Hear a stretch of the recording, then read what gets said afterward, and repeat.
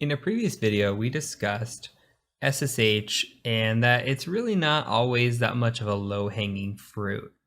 So we've got SSH here and say we want to attack it. Now there are three reasons we're going to do this. And this is from a realistic perspective. If we see SSH on an assessment, we're going to try to brute force against it or use weak or default credentials. And we're going to do that because one, we're going to test password strength. Two, we're going to see if we can get in with a weak password or default password. And if we can, that also attests to password strength, correct?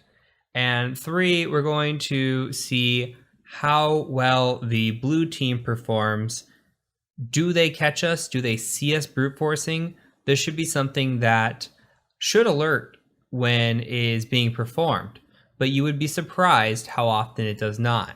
So during a pen test, I am as loud as possible. This is not a red team assessment where we're trying to be quiet. This is a pen test where we are as loud as possible and we are hoping to be caught sometimes, just told to tone it down a little bit. You know, hey, we're seeing you. Can you be more quiet? And we just want to be caught sometimes so we can give kudos in a report and say, hey, you saw us scanning here and kudos to you, but you didn't see us scanning here and here. So this is how we really help fine tune a blue team and help fine tune a client as well, is being loud sometimes. So we're going to practice being loud today, and we're also going to practice brute force attacks. And we have the perfect opportunity to do that with an SSH port being open on this machine. So what we're going to do is we're going to use a tool called Hydra, and then I'll show you the Metasploit way as well. So Hydra is a brute force tool. So the syntax for Hydra is going to be this. We're going to say Hydra, and then we're going to give a -L for the user that we're going to be utilizing. In this case, I want to attack root. And then we're going to give a P for the password list. So if we wanted to use a password list with L, we can just say L. But here we're going to say P for the password list. And then we're just going to say user share wordless Metasploit. And I'm just going to double tab in this folder so you can see how many words are actually in here. There's quite a bit of wordless, and you can space, and it has wordless for all different kinds of things built in, and these are all over Kali, so it's good to know your folder locations, but user share wordless is one that we'll use quite a bit. And what we're going to do is we're going to utilize an attack with these Unix passwords here. So we have a Unix users and Unix passwords. We're going to utilize the Unix password list and just try to brute force with that. So we'll say Unix passwords, something like that. And then we're going to need to specify what we're attacking. So we are attacking SSH like this, and our IP address of our machine that we're attacking on port 22. And then we need to have a certain amount of attempts or threads at once, and we're going to limit that to 4. And then I'm going to do a V for verbosity, just because I want to see the user attempts flow through so that we can actually see what's going on here. So once you got the syntax ready to go ahead and hit enter. And you're going to see that it's starting to attempt root login password with all these weak passwords here. And hopefully it might find something. But let's go ahead and open up a new terminal here. And we're going to just make this a little bigger, and I'm going to load up Metasploit as well. And we're going to run the same exact thing in Metasploit, but I think it's good to know multiple frameworks and multiple tools to perform the same task.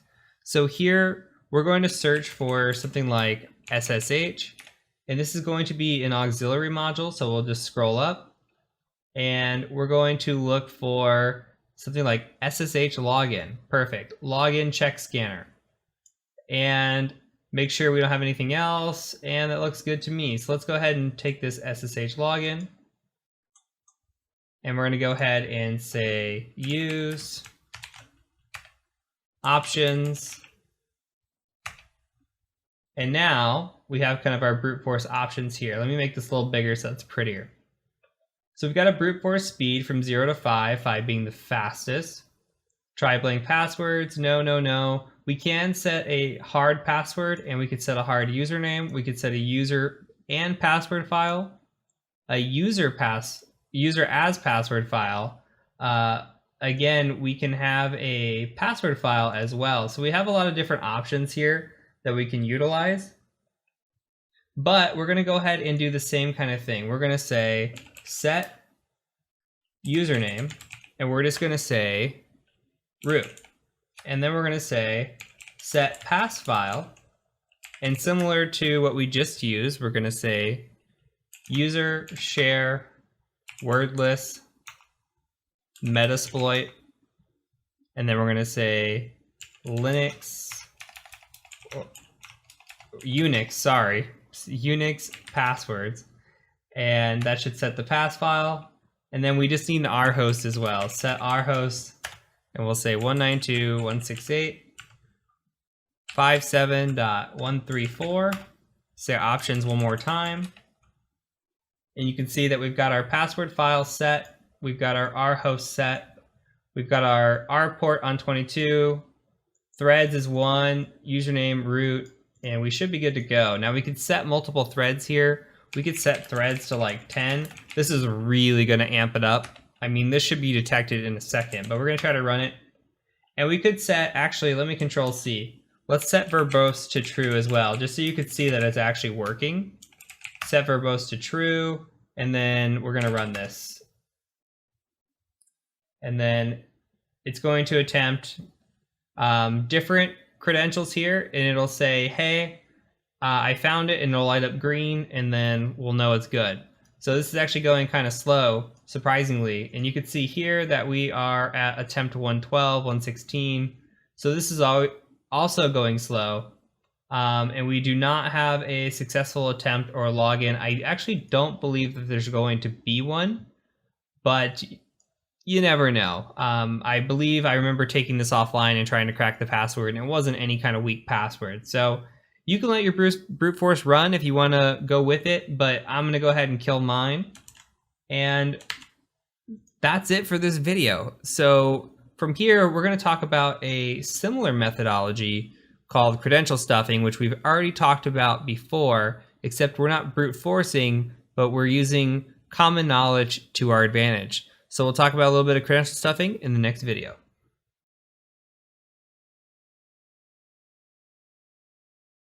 Let's talk again about credential stuffing, and while we're at it, we're going to talk about password spraying.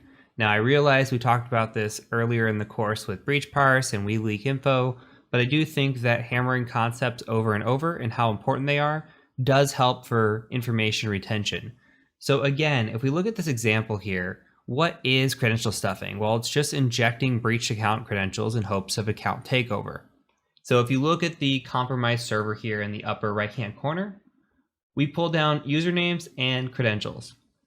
And we get these from leaks like the LinkedIn link or the Equifax link or whatever of those have come out recently. We get these leaked credentials. And we grab these databases, we search through them like we did with BreachParse or like we can with WeLeakInfo, and we get these stolen credentials. And we take these credentials and we try to pass them to the site login. Now, we could take a look at a real-life example of that, which I have pulled up here. And again, this is just an example of the Tesla BreachParse. So we have some usernames and passwords. We have repeat offenders, remember? We also have similar passwords here. But the art of credential stuffing is taking these passwords and these usernames and throwing them at a website. That's all it is. So we're going to throw them at a website and just kind of spray and pray. Now, I just gone ahead and opened up this same Tesla-master. I've only opened up the users and the passwords just for an example of spraying. This video is going to be in theory only. I don't want you attacking Tesla's website. So just take this for example. You can follow all the way up until the point that we actually hit attack if you want to follow along. But for this, please do not attempt an exploit against Tesla. You do not know when the criteria is going to change, and I just don't want you getting in trouble just in case it does. So from here, I'm going to go ahead and go to Firefox. And while we are in Firefox, what I want to do is I want to take a quick pit stop and go to Google, and I want to look up something called Foxy Proxy. So go ahead and do this. Look up Foxy Proxy like this, not Froxy, Foxy Proxy. And go ahead and click on this top one here, the standard. And we're just going to go ahead and install the standard to our Firefox. And this is going to be a useful tool that we'll be using throughout the course. So, okay, we've got Foxy Proxy installed. Now what has happened up in the right-hand corner, we've got this here. You can see Foxy Proxies here, and we can just say, hey, options. And in the options, we're going to add in a proxy over here on the left. And we're just going to call it Burp Suite. And then over here, we've got proxy types. We're just going to leave this at HTTP. And then we're going to give it an address, which is 127.0.0.1. Same thing as before. And again, this is 8080. We'll just hit save. And then we're going to go ahead and close out. And then all we got to do now is click this and click this. And now Burp Suite's turned on. Super simple. So let's go ahead also to our applications. And let's just go up here and open up Burp Suite. And let's test out our proxy and make sure. Ignore the errors. Don't worry about those. We'll just go ahead and hit next and use burp defaults. And I will give you a second here to catch up because I realize that I might be clicking through a little fast. So once you have everything set up like this, what we're going to do is we're just going to make sure our proxy works. So I'm just going to refresh the page and you can see that it worked. So easy on, easy off. That's all we're looking for here. Instead of having to go in the menu and go to preferences and, go through that whole process, all we got to do is click a little button. We can turn it on or off within a couple clicks. So from here, I'm going to turn the intercept off. And we're just going to go ahead and go to tesla.com. And Tesla should look like this when you go to it. In the upper right-hand corner, there is a sign in button. Go ahead and click sign in. And again, this is just a watch and learn exercise. You can follow along up until the point that we fire the attack. There will be opportunities here in very, very soon videos where you actually get to do this and you can practice along. So from here, let's turn on the intercept and let's go ahead and just put a fake email. We'll just do test@test.com and we'll do test as the password and hit sign in. And that intercepts here. So you can see the user equals, or email equals test@test.com and password equals test. We're going to go ahead and just right click this and say send to intruder. And from intruder, what we're going to do is we're going to go to positions in here and then we're going to clear it. All those green go away because it tries to auto select positions for us. So now what we're going to do is we're just going to highlight this here and we're going to say add. And then we're going to highlight this here, and we're going to say add. So we're selecting two different parameters. We're selecting the email parameter, and we're selecting the password parameter. And now we have different attack types up here. The most common that we're going to use is either Sniper, but Sniper uses one parameter. So we're actually going to use what is called a pitchfork here. And we're going to go ahead and go over to our payloads. And what we're going to do, or what I'm going to do, is I'm going to take this list of users and I'm just going to copy this. I'm going to paste it. And then on the second one, I'm going to take my list of passwords and I'm going to paste it. Now, what this is doing, if we go back, payload set 1 is all the usernames. It's going into the first one we set here. Payload set 2, all the passwords. Those are all going into here. And we have 30 total counts, meaning what's happening with this pitchfork is payload 1, number 1, is corresponding to payload 2, number 1. So they only run together. So this will run the username and password. These are just the separated users and passwords. This will run this username against this password here. So what we're going to do is just we start an attack and it just says, hey, this is a demo version of Intruder because you're on community. Don't worry about that. It still runs. It's just a little slower. I'm going to go ahead and hit pause on the attack. Now, there are some interesting things that we can look for. When we're doing this, what we're looking for is a status code change of some sort. Maybe we see 200s here and we want like a 301, which means a redirect. Or we see a significant change in length. That would be a good indicator that maybe we had a successful login. Other items too is that we can click in here and look at the response. And we can say, okay, what did the response say? And if we scroll down, maybe it said something in here about failed login. Okay, we could not sign you in. And we could just take, we could not sign you in like this, copy this, and then we can come back, we'll close this attack. We'll come into options here, and there's actually a grep feature. So we can remove, we can clear all these in this little box, and we can just paste this and say, yes, match this here. So watch what this does. So we're gonna start this attack again, and then I'm gonna pause it. And you can know immediately, look at the checkboxes. This means it's showing up in the response, it's grepping it out, it knows immediately that we didn't sign in successfully. So this is an example of a credential stuffing attack. So we're looking for these few different things, a status change, a significant length. Like we're seeing all the same kind of lengths here, but what if it was like 5,000 or 2,000 or 15,000? If the page length changes, there's a good chance that you signed into something and we have a successful login. Same thing here with this. If you can find your error code or what it says and then grep on that, then you can click up here and just sort by that. And you can search for the ones that don't return that and possibly have a login as well. So this is the art of credential stuffing. Now, let's say we wanted to close this out. We want to go back and we want to do password spraying. Well, we're going to go ahead and just clear this out.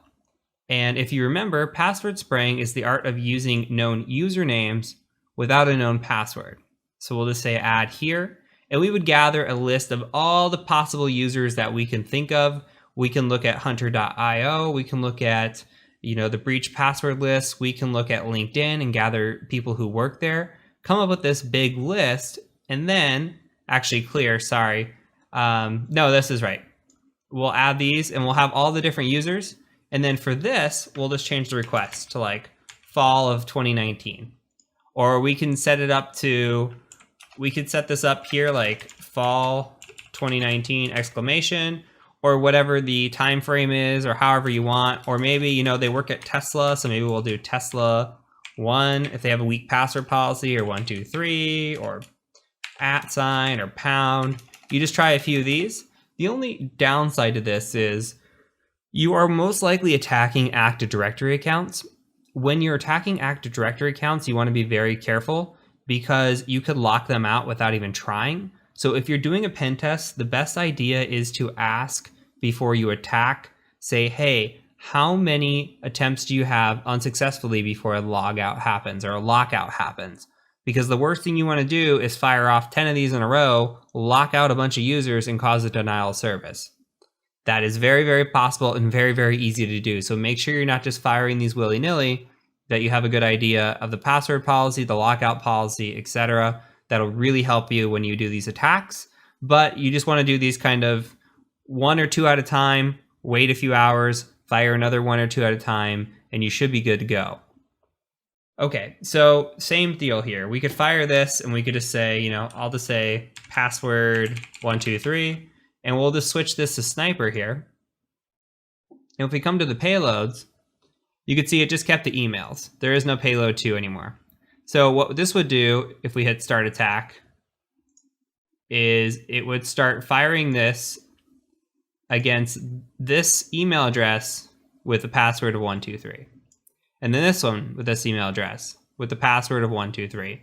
It would just go down the list. And that's all password spraying is. But the feature that I'm showing you here between credential stuffing and password spraying is by far the most common way that we get in on external assessments. Way, way more than you're ever going to see just an exploit out in the wild, where you're going to see this most likely. And second, you're probably going to see something like default credentials. So if you see a login page, always check default credentials because you never know. You're likely not going to see an exploit out there. Because the chances are, one, is that if you see an exploit like that out there, who knows who else has seen that already? What kind of bad actors? Because bad actors are scanning the internet all the time for these sorts of things. And if they're seeing it, then guess what? or if you're seeing it, then guess what? They're probably have already seen it as well. So that's a bad situation. Two, you got to think of protection, and clients, just think of clients like a house.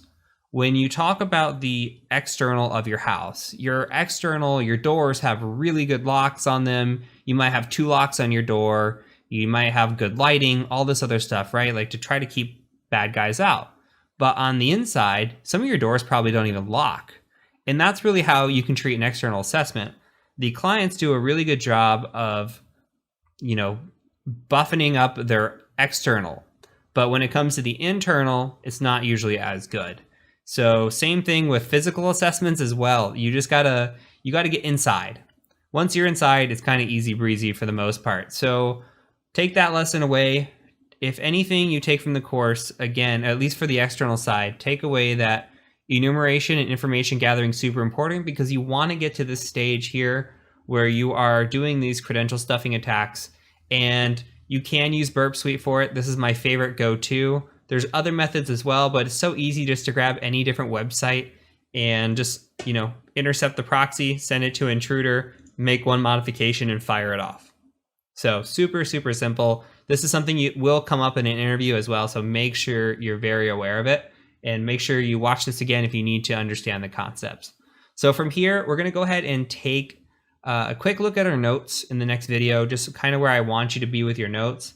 And then we're going to get into what I call that mid-course capstone, where I'm going to show you a bunch of different hacks and just my thought process and theories and thinking when I go into a scan and looking at results, and just so you can kind of get into the mind of an attacker and how we think.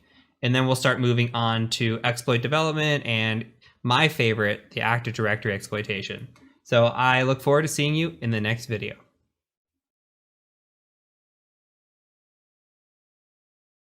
Let's briefly cover our notes so far. So we have covered a little bit of this, right? We covered the fact that we have our Nmap in here and what we saw in port 22, port 80, etc. And we had a couple of findings from before. We had default web page on Apache, and we had this information disclosure as well. Now we've done some exploiting. So I've gone ahead and just put in here, I put the SMB exploit. So I put an example of what it looks like when we run it. And you could see that the whoami and the host name's in there. And then I've got the IP address. This is just for my notes. You can make this as detailed as you want, by the way. You could say, hey, I ran this at this specific time, and I ran it against this host, and here was the attack I ran, etc. And we'll get more into what your report should look like. But as long as you know, at least for me, as long as I know, or I have a screenshot of proof that I did it, and I have the IP address that I ran it against, that's pretty much enough. I can remember the rest and then type out the report. And same here with the mod SSL attack on port 80 and 443. And I don't have a copy of it right now, but the shadow file, we did uncover the shadow file as being a root user. So this is just notes for us. Perhaps we could use the shadow file information and crack the passwords, or we could go on and try to pass the password or pass the hash around, which we'll get to in later videos. And another thing that I added in here too was undetected malicious activity. So this is something that you're going to see on a report, and we talked about in the brute forcing video, where if we're doing any kind of brute forcing, we're doing it not only to see if we can get in with a bad password, but to see if the client catches us. So in this example, I'm just going to say, hey, they didn't catch us. Here's an example of what we did. Also scanning in there as well. If they're not seeing a scan, that's something that we're going to report back. So this would be typically a low finding. These would also be low findings. Anytime we get access to a machine, this is obviously a critical finding. So we just want to keep note of, what kind of things we're finding, take good pictures, etc. So I'm hoping that you are getting the gist now of what your notes should look like. Again, make these your own, however it feels good to you. This is just how I kind of do it. I don't have to put a ton of information in there for me to remember, as long as I have my screenshots, which are most important, because that's your proof that you were actually there and you did it. Otherwise, it's just he said, she said kind of thing. So that is it for this video. That is it for this section. Congratulations again for making it this far. Now we're going to move into some of the fun stuff, where we get to look at a bunch of different attacks and gradually just get a little bit more complex and learn some new things along the way. And I like to call this a capstone, because we're capping off where all the things we learned so far, and we're going to actually build upon it too. You're going to learn a bunch of new little techniques as we do this little mid-course capstone. And then we're going to get into really fun stuff once we get into Active Directory. I'm really excited for that. So I will catch you over in the next section.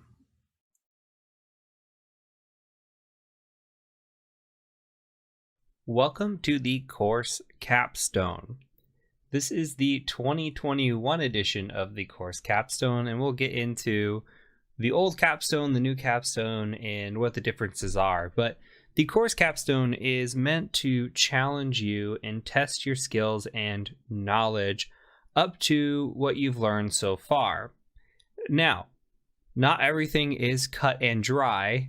These boxes are not meant to be particularly easy. They're actually meant to be learning experiences. So what that means is you are welcome to go through these machines on your own, give them a try. I realize that we have not talked whatsoever about privilege escalation.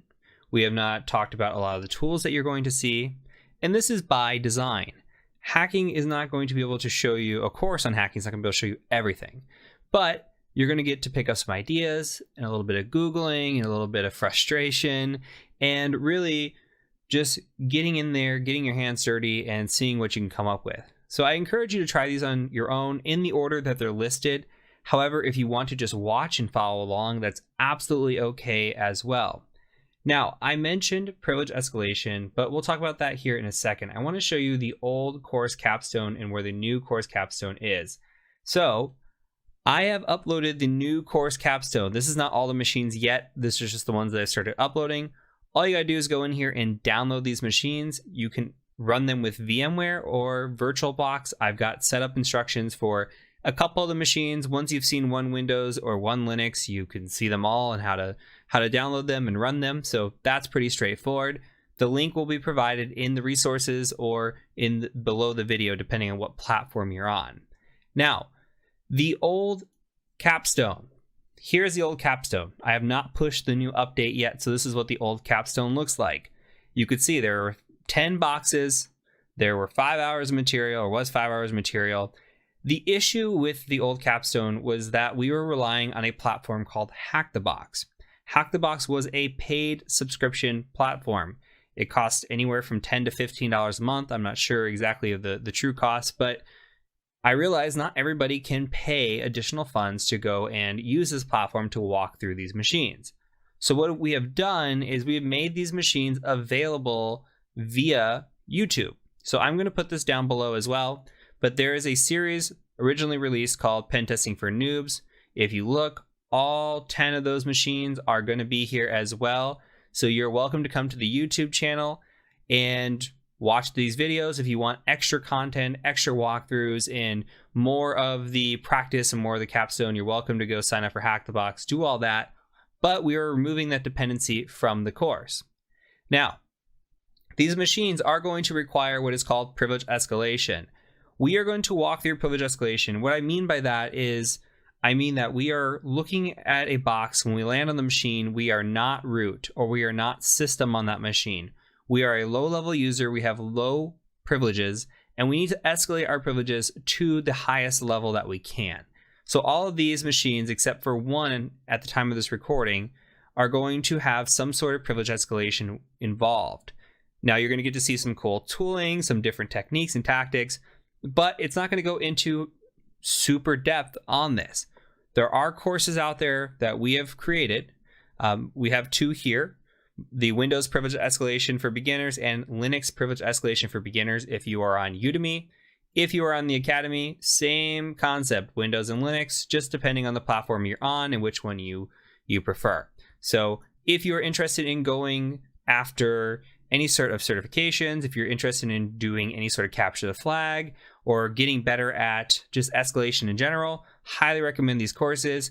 If you're looking to stay kind of on that practical path, then these aren't really necessary. It's really based on chasing certifications in the hacking realm, like your OSCP or some of the other certifications that might be out there. They use a lot of privilege escalation to test on.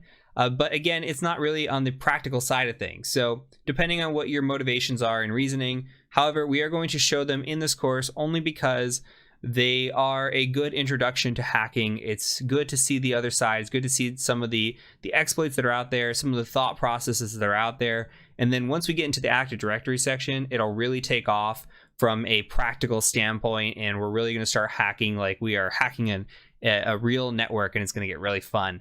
It's my favorite section in the whole course. So with that being said, go through the courses again in order as you see them. So however you see them in the list, go ahead and go through them. We're going to add more courses over time. As of right now, the dependency is that you download these and install these for your lab. Again, there will be instructions for those. In later attempts, we are hoping to offload these to an online lab. Unfortunately, we won't be able to do that with Udemy, but with the Academy platform, we should be able to do that. So we're working on getting that. But for now, the Google Drive link that you see attached to the introduction video, this video, will have all the files that you need to download in order to complete this section. So with that being said, go ahead and complete the next box. I'll see you in the next video, and hopefully you rooted it.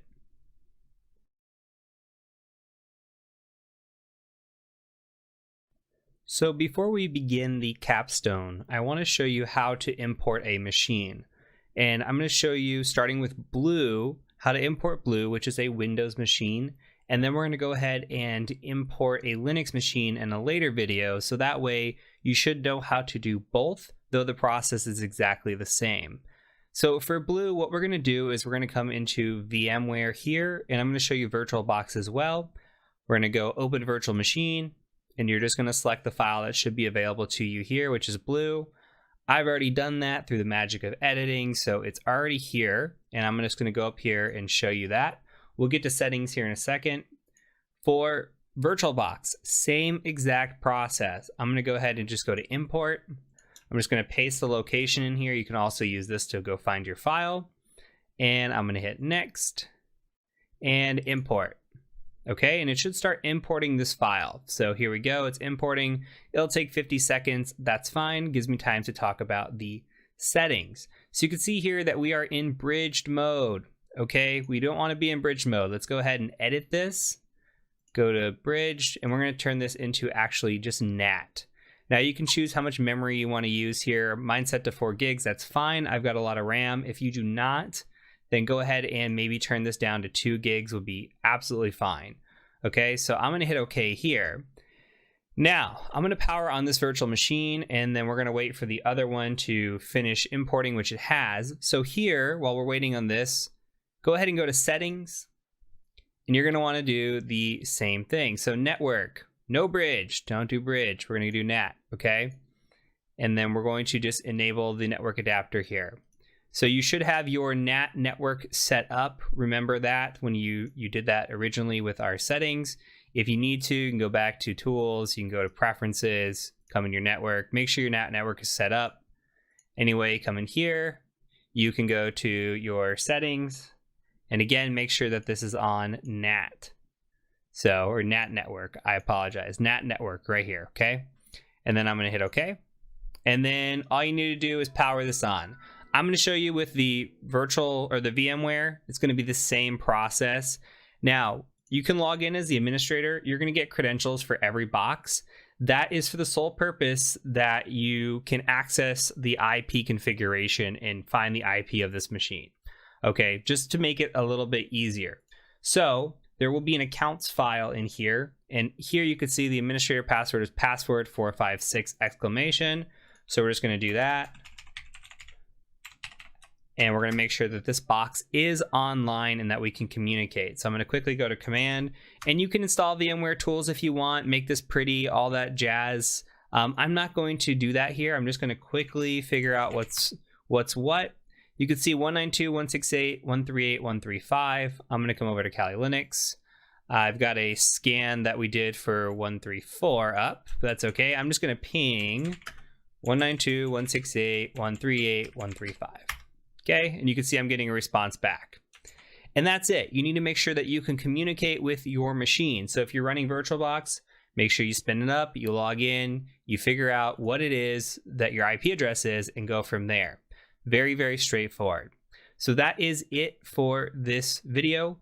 Go ahead and attempt to attack Blue. See if you can figure out what the deal is and where you can go and how you can exploit it. And meet me in the next video once you've attempted it to see if you were able to successfully root or system this machine. Thank you.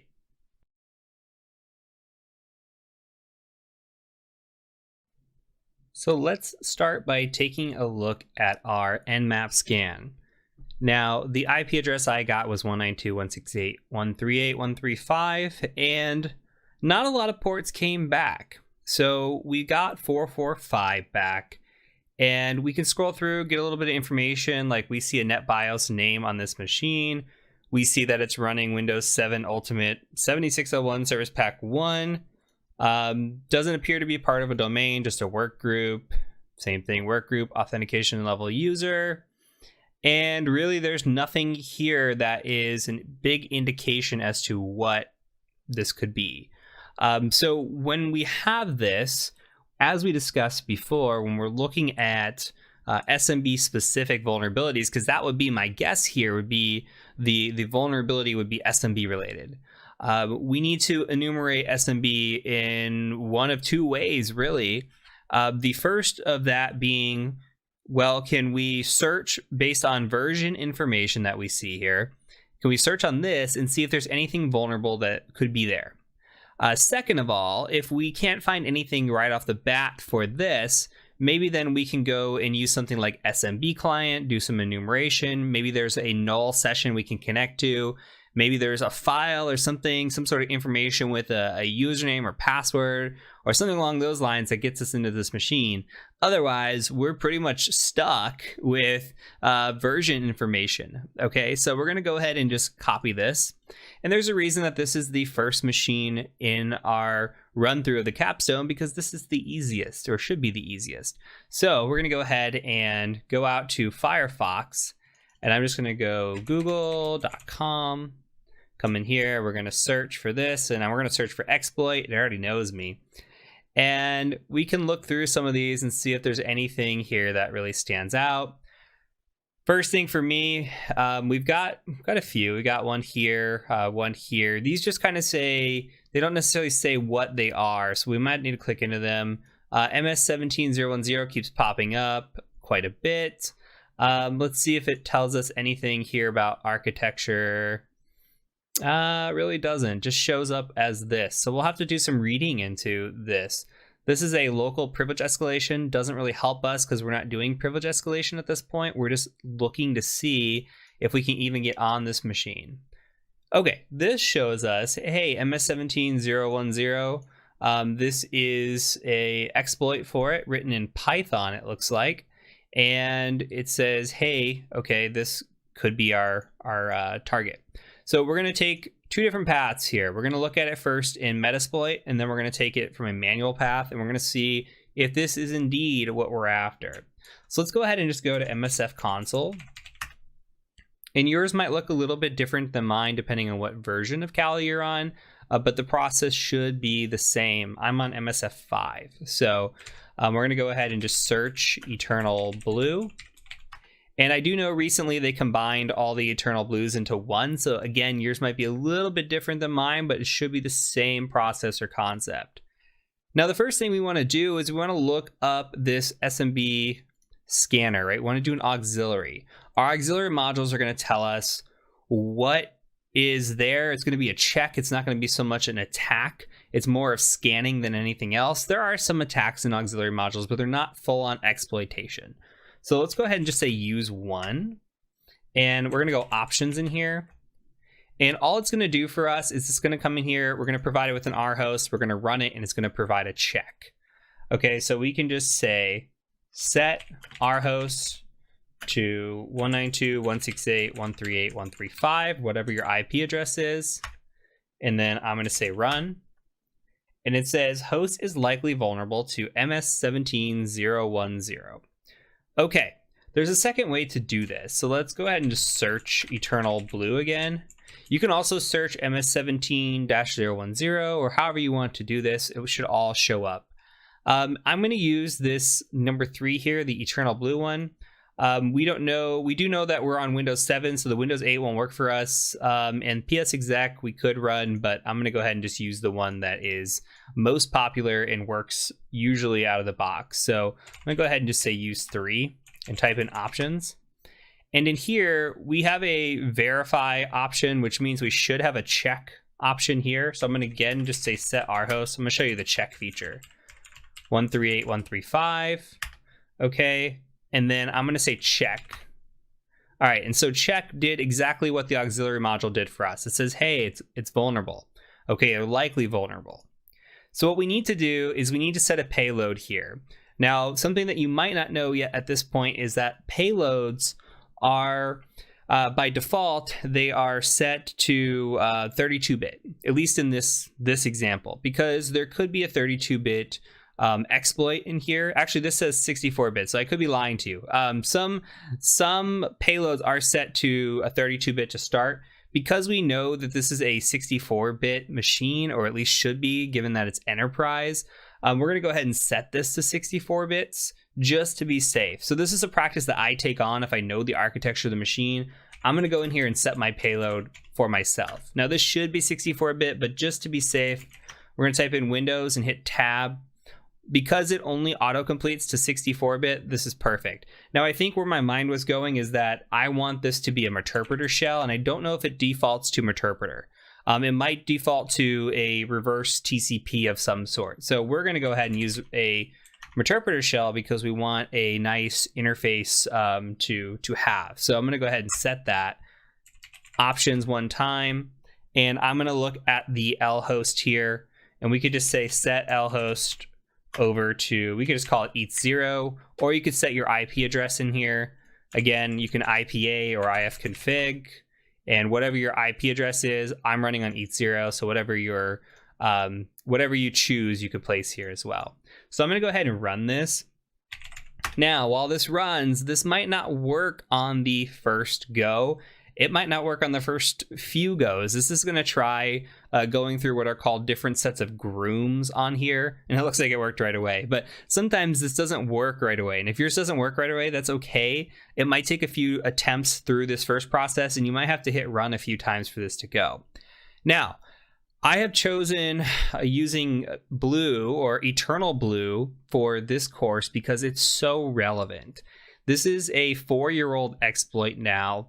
And I see it on so many internal penetration tests, it's not even funny. Like, I wish it would just go away, but it is this easy to run and just get on a machine and gain access. And it's incredibly easy and incredibly prominent in environments. Think about environments where they have systems running that they can't update or do anything with, and you have this, or they just have poor patch management and you have this. It's so easy to get on a machine, and then you come in here and you say hash dump, and you dump out the hash. And now we've got an administrator hash. We can go try to crack that. We can do past the hash, which we're not there yet. We're going to get there in the Active Directory section. You're going to see what the differences are on this kind of stuff. But you can utilize these hashes to our advantage, and we're going to play around with that a little bit later in the course.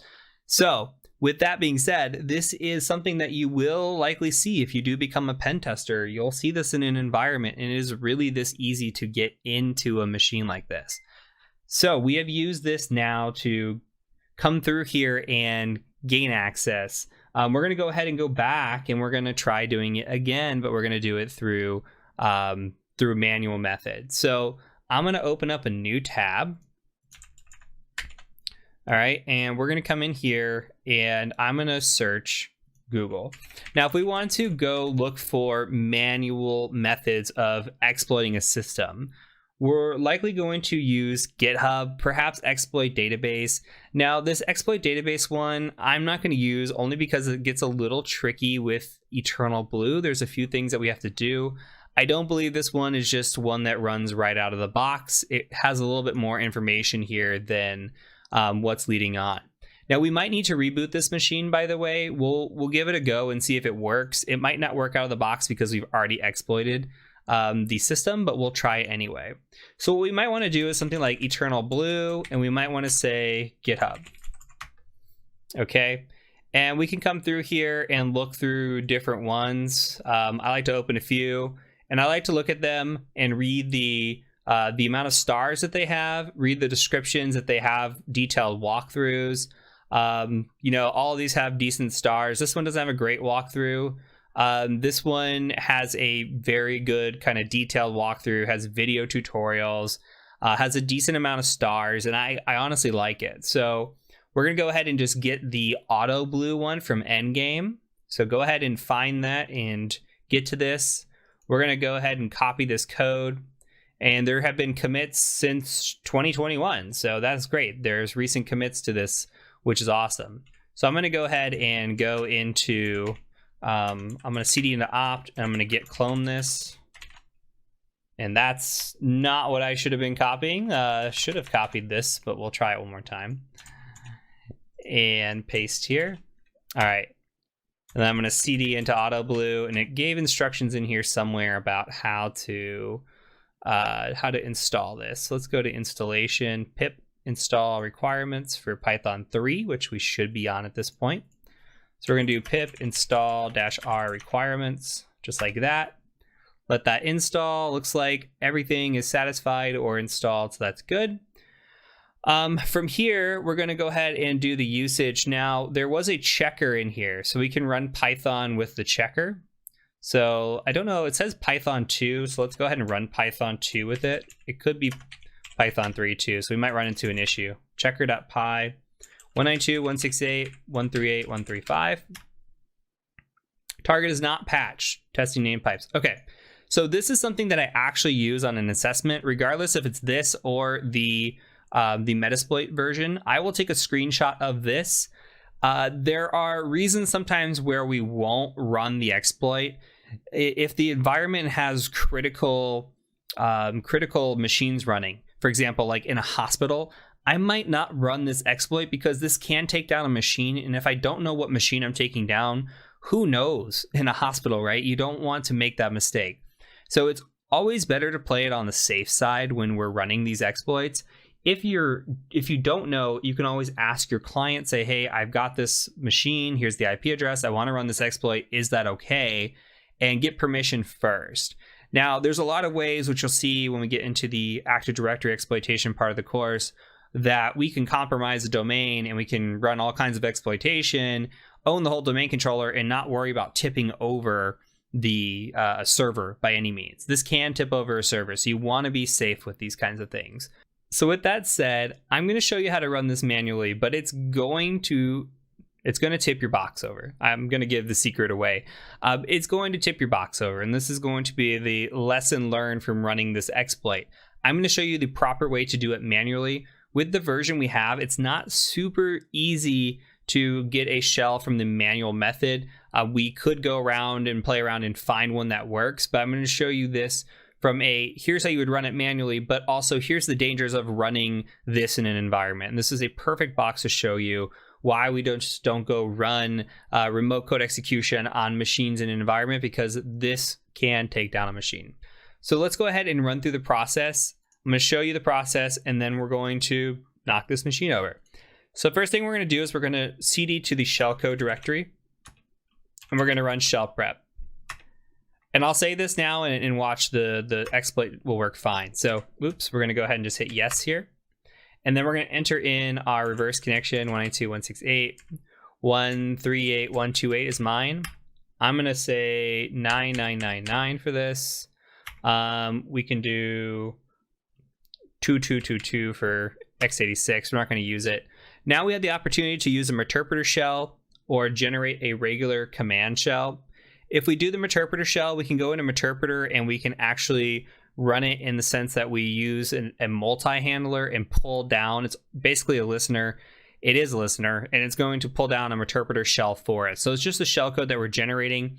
We already used a Meterpreter shell to get the first shell on this. So now we're going to go back and we're going to go ahead and try to do this with a regular command shell. So you can press 0 if you want to try the Meterpreter shell method. You can also press 1 to generate the regular command shell method. We're going to go ahead and just do the regular command shell. We're going to generate a staged payload. Staged or stageless here should crash this machine. The other thing we're going to do is we're going to run this listener prep once this is all done. So it's doing this for us. We're going to go ahead and CD back in a second once this is done. All right, now I'm going to CD back and we're going to do listener prep. And this is going to run a listener in Metasploit for us, which is nice. We could just as easily run this with Netcat. We can just say NC NVLP like we have before. NC-NVLP like this, and whatever port we're listening on, all 9s before. So we're going to go ahead and just let this run its course as intended. And we're going to do 9999. We did 2222 here. And we're going to go ahead and say regular command shell, all the same things we did before, staged payload. And it's going to start this up for us, hopefully start up some listeners, and you should see a lot of work just go in. Okay, it's got all those listening. It's waiting for any sort of connection to come through. So the next thing we're going to do is, and it is using the multi-handler for us already, it's just using a shell reverse TCP instead of a meterpreter reverse TCP here. So last thing we're going to do is run the exploit. So we're just going to say Python eternal blue like this exploit, and we're on 7.py. Our target is 192.168.138.135. Path to shellcode is just shellcode and then scall.bin. And we do not have to provide a number of Groom connections. That's optional. We're going to run this and we'll cross our fingers. You never know. Might work. Doesn't look like it's working. We blue screen the machine. So this is a perfect example of why you just don't willy-nilly run this in an environment, okay? So a good lesson learned, honestly, because if you're in a critical environment, you have no idea what that machine does. Imagine if this was something in a hospital controlling equipment that was being used during surgery. Who knows? If you took that down, it could be very, very, very bad. So it's good to see the other side of it. Again, get permission before running something like this, unless you know that your environment's safe. It's okay to take down some machines, etc. But usually that's not the case. So with that, we're going to go ahead and move on to the next machine. Hopefully you got this and got through the walkthrough just fine. So I'll see you in the next machine as we walk through that and hopefully take down another box. Okay, in this video, I'm going to show you how to quickly open up the Academy machine in both VMware and VirtualBox and how to set it up.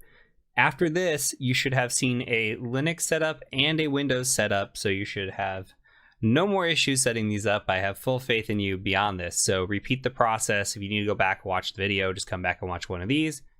Anyways, we're going to open a virtual machine. If you are in VMware, I'm going to go into my folder that has it, Capstone, and I'm going to go to Academy and just double click, open that up. It's going to ask me where I want to put it. I'm going to go default settings. You can choose wherever you want. I'm just going to hit import. It's going to take a minute to import. While that's happening, I'm going to show you, and you might see a retry. Just go ahead and hit retry on that. It should work. While we're waiting, I'm going to go ahead and show you the other side of things, which is VirtualBox. Go ahead and hit File. Go ahead and hit Import Appliance. And then just go select your file. I've got it for copy paste purposes. It's a lot easier. And VMware thinks it can just take over. It's wrong. So in here, make sure you just have your OVF file that you downloaded. Hit next. And then come in here and you're going to see these settings. You can go ahead and just run the default settings for now and just import. We'll change the settings once we have it imported. So go ahead and import that. On VMware, we're just going to ping pong back and forth real quick.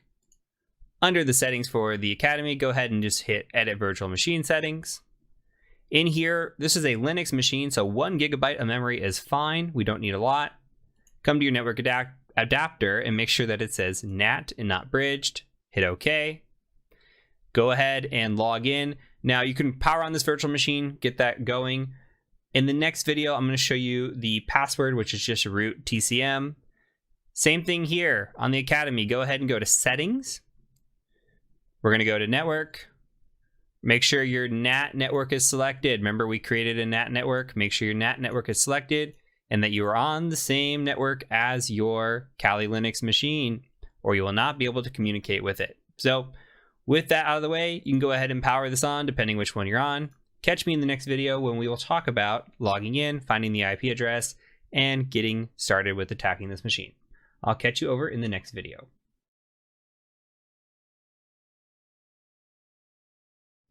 All right, on to the next machine. This one is called Academy, and this was created by Alec, especially for us. Now, we're going to attack this machine, and we're going to get a low-level user. We're going to pivot into a second low-level user, and then we're going to root this machine. If you did not root this machine, do not stress about it. These boxes are meant to be hard if you are a beginner, and you are meant to walk through with us and see all these different techniques, tips, and tricks, and just the idea and mindset as well. So do not stress if you are having issues trying this on your own. That's 100% okay. So I have imported the machine. You should be familiar with this. At this point, all I'm going to show you is how to log into the machine, similar to what we did with the Windows box. Now, the password here, the username is root, the password is TCM. Tango Charlie Mike. Okay, we come in, we're going to run DH client, hit enter. Okay, mine says file exists. That's because I already ran this. You go ahead and run it. It should take a second to load. Once that loads, go ahead and type IPA, and you should get an IP address back. Okay, mine says 192.168.138.129. Yours might say something incredibly different. But go ahead and go with whatever the IP address says here, because that's what you're going to use. Now, with that out of the way, I went ahead through the magic of editing and ran a Nmap scan. You're welcome to do this as well. -A, -P-, -T4, IP address. Nothing new at this point, okay? What came back for us was a few different things here. We have port 21 open, and we have a VSFTPD, say that 3 times fast, 3.0.3, and it says anonymous FTP login is allowed. Okay, it says, hey, there's a note.txt in here. Okay, that could be interesting. Now keep in mind, everything that we're doing in these machines is going to be very gamified, very CTF, or capture the flag, and that's exactly what we're doing, is we're capturing the flag. So don't stress about this being incredibly realistic at this point. We're going to get into the more practical stuff as we get into the Active Directory pen testing section. We're really just trying to focus on some of the basic concepts and some of the things that you'll see if you go do any CTF events or you go on to any other certifications or anything like that. So this is a good introduction, kind of jump into the pool, maybe get your feet wet first into hacking. So with this in mind, we've got port 21, we've got port 22, we've got port 80. Now, 80 is a web server, 22 is SSH. My strategy here, when I see port 22, I immediately erase it off the board. Now, that's not to say that it couldn't have an option of attack here. You could brute force it. You could go in there and try like a root username, or if you knew other usernames, you can go in there and just try to brute force the password, and maybe you get lucky and log in. Usually on CTFs, that is not the intended route. Now, for things like, say, example, a pen test, you might want to brute force SSH because there's a couple reasons. One is there a weak password? Can I log in with a root user on a weak password for this machine? If so, that's bad. You tell your client, hey, this is bad. You're using weak passwords. Number two, you want to see if your client can pick you up, meaning, do they detect you when you are running brute force scans? If you have 500 attempts against an SSH login and you're still able to go attempt after attempt and nothing has been detected, you have not been prevented on that network, then that's an issue. You should probably bring that up to the client and say, hey, I ran a brute force against this login and you didn't detect me, you didn't see me do anything. We'll talk about that more in the report writing section and some of the things we talk about detection wise, but that's another example of something you want to test for and see if you're detected. You're testing detection throughout an entire pen test. So you want to say, hey, did you see me scanning? Did you see me brute forcing? Did you see me running exploits? Did your antivirus pick me up? Where was I caught during this pen test and where can you improve? So something about SSH, a little tangent there. But with that out of the way, port 21's open, port 80's open. Now we see down here that it says, hey, we're getting an It Works page, which means that it's just a default Apache 2 web server. We can go out to this web server and just take a look, 192.168.138.129. You can see this is just a basic, hey, it works Apache 2 Debian page.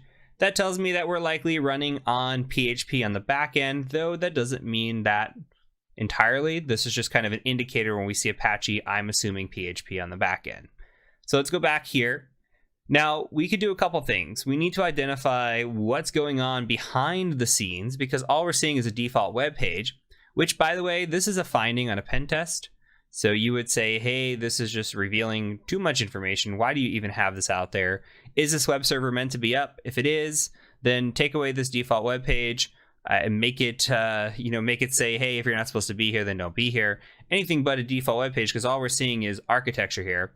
If it's not supposed to be there, from a hacker's perspective, this means poor hygiene. You're just leaving ports open. You're just throwing computers on the network and on the internet willy-nilly, and this just means that you likely have poor hygiene, and we want to look into you further, because if this is something you're doing, you might be using bad passwords or not patching, etc., etc. So anyway, off that tangent, going back to the scan, I'm curious to know what the note says. We'll go check that out. We have anonymous login, so we'll start there, and then we're going to go ahead and take a look at the different pages that could be hiding behind the default page. So I'm going to leave this up, and now we're going to go take a look first at the FTP. So in here, I'm going to make this bigger. Okay, so FTP, all you got to do is 192.168.138.129, or whatever your IP address is. And then I like to just type anonymous twice. Okay, we get an anonymous login. We are successful. We can come in here and say ls. All right, and we have a note.txt in here. So all we need to do is type in get note.txt. That's it, and we're pretty much done. So the option here is we have FTP open. Now, there's a possibility that we could utilize this. So we have the ability with FTP to put files and get files. We just got a file. We can come put something on here. The only issue is we don't know where on this machine that this note.txt is stored.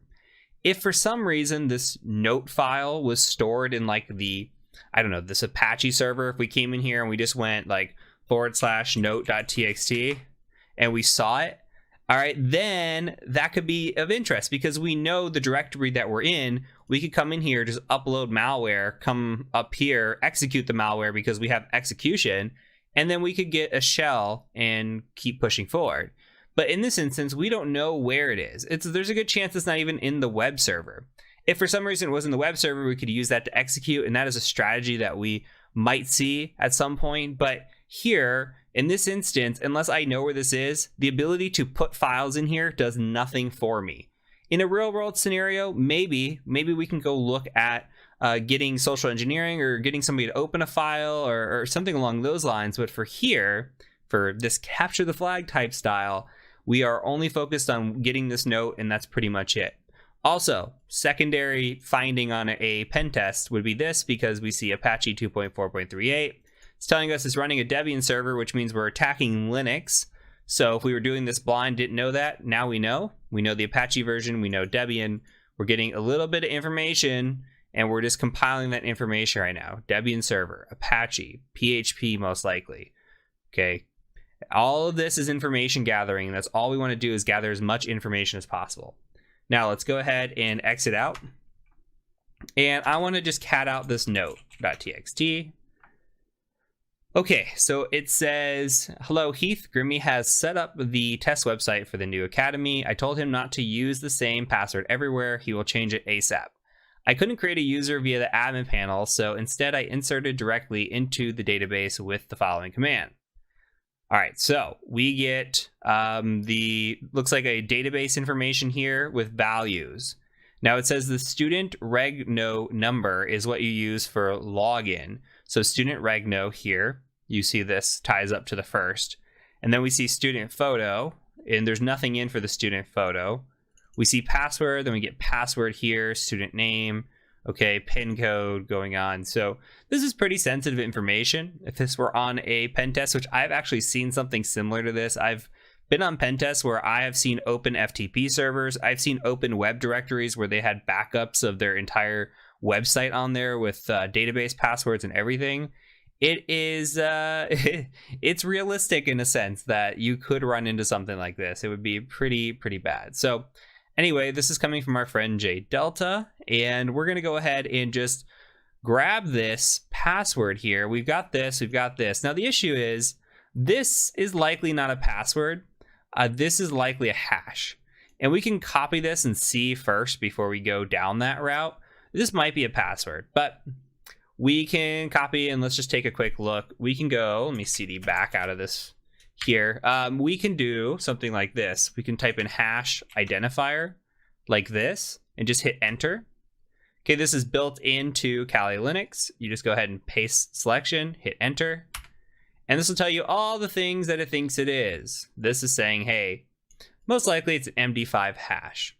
Okay, so we have an MD5 hash. Guess what? We can crack that hash. I'm going to go ahead and exit out of here with Control C. And if we go to Google and do a quick Google search, so I'll give you time to go do a Google search, but all you have to do is say hashcat, which is the tool we're going to use to crack this password, crack MD5 hash. Here we get a blog that says how to crack MD5 hashes. You go into that, and it says, hey, in order to do that, you need to run hashcat -m for module and 0 with your hashes file, and then a password list like rocku.txt. So we haven't gotten much into hash cracking in this course, and we're going to talk about it a little bit. We'll talk about it a lot more when we get into the actual Active Directory hacking, because we start cracking passwords there, it becomes a lot more important. Here, we're just going to play around with it a little bit. So I'm going to show you this only this one time. I'm going to show you this on a Linux machine. This is running in a virtual machine here. Okay, so we're running hashcat. We're about to run hashcat in a virtual machine.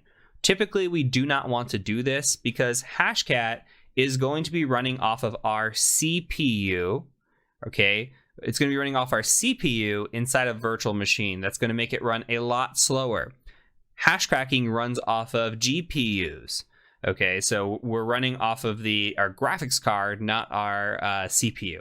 So we want to do that. So when I run hash cracking in the real world, or even later in this course, you're going to see me running it on Windows because that is my base operating system. I will take that, I'll run it off there because it's going to use my GPU. It's going to use my graphics card. And that's what I want. So in this instance, it's going to go a lot slower, but because it's going to be an easy password to crack, we don't have to worry about it too much. But if you want to be good at cracking passwords and practice that, definitely make sure you're using it on your base OS, regardless of what it is, because it's going to crack a lot faster than running it in your virtual machine. So we're going to do a hashcat. Actually, before we do that, go ahead and type in locate rocku.txt. You should have it somewhere. Okay. You might have a tarred version of it or a gzip version of it. You can open that if you navigate to this folder, like user share, come in here to your folder, like literally go into browse network or file system and go into user share, etc. You can get there if for some reason you do not have rocku.txt. In the later version of Kali, they already have it here. So I'm assuming that it's here. If not, if all you see is a gzip, go ahead and just unzip that. Now, what we're going to do is we're going to say, actually, one more thing I forgot. You can go ahead and do a mousepad or gedit or whatever you want. You could do a hashes.txt. Copy and paste the hash. It's a little small probably for your screen from what you could see here. Copy and paste the hash into this hashes.txt, the one we got right here. Okay, make sure it's in a file.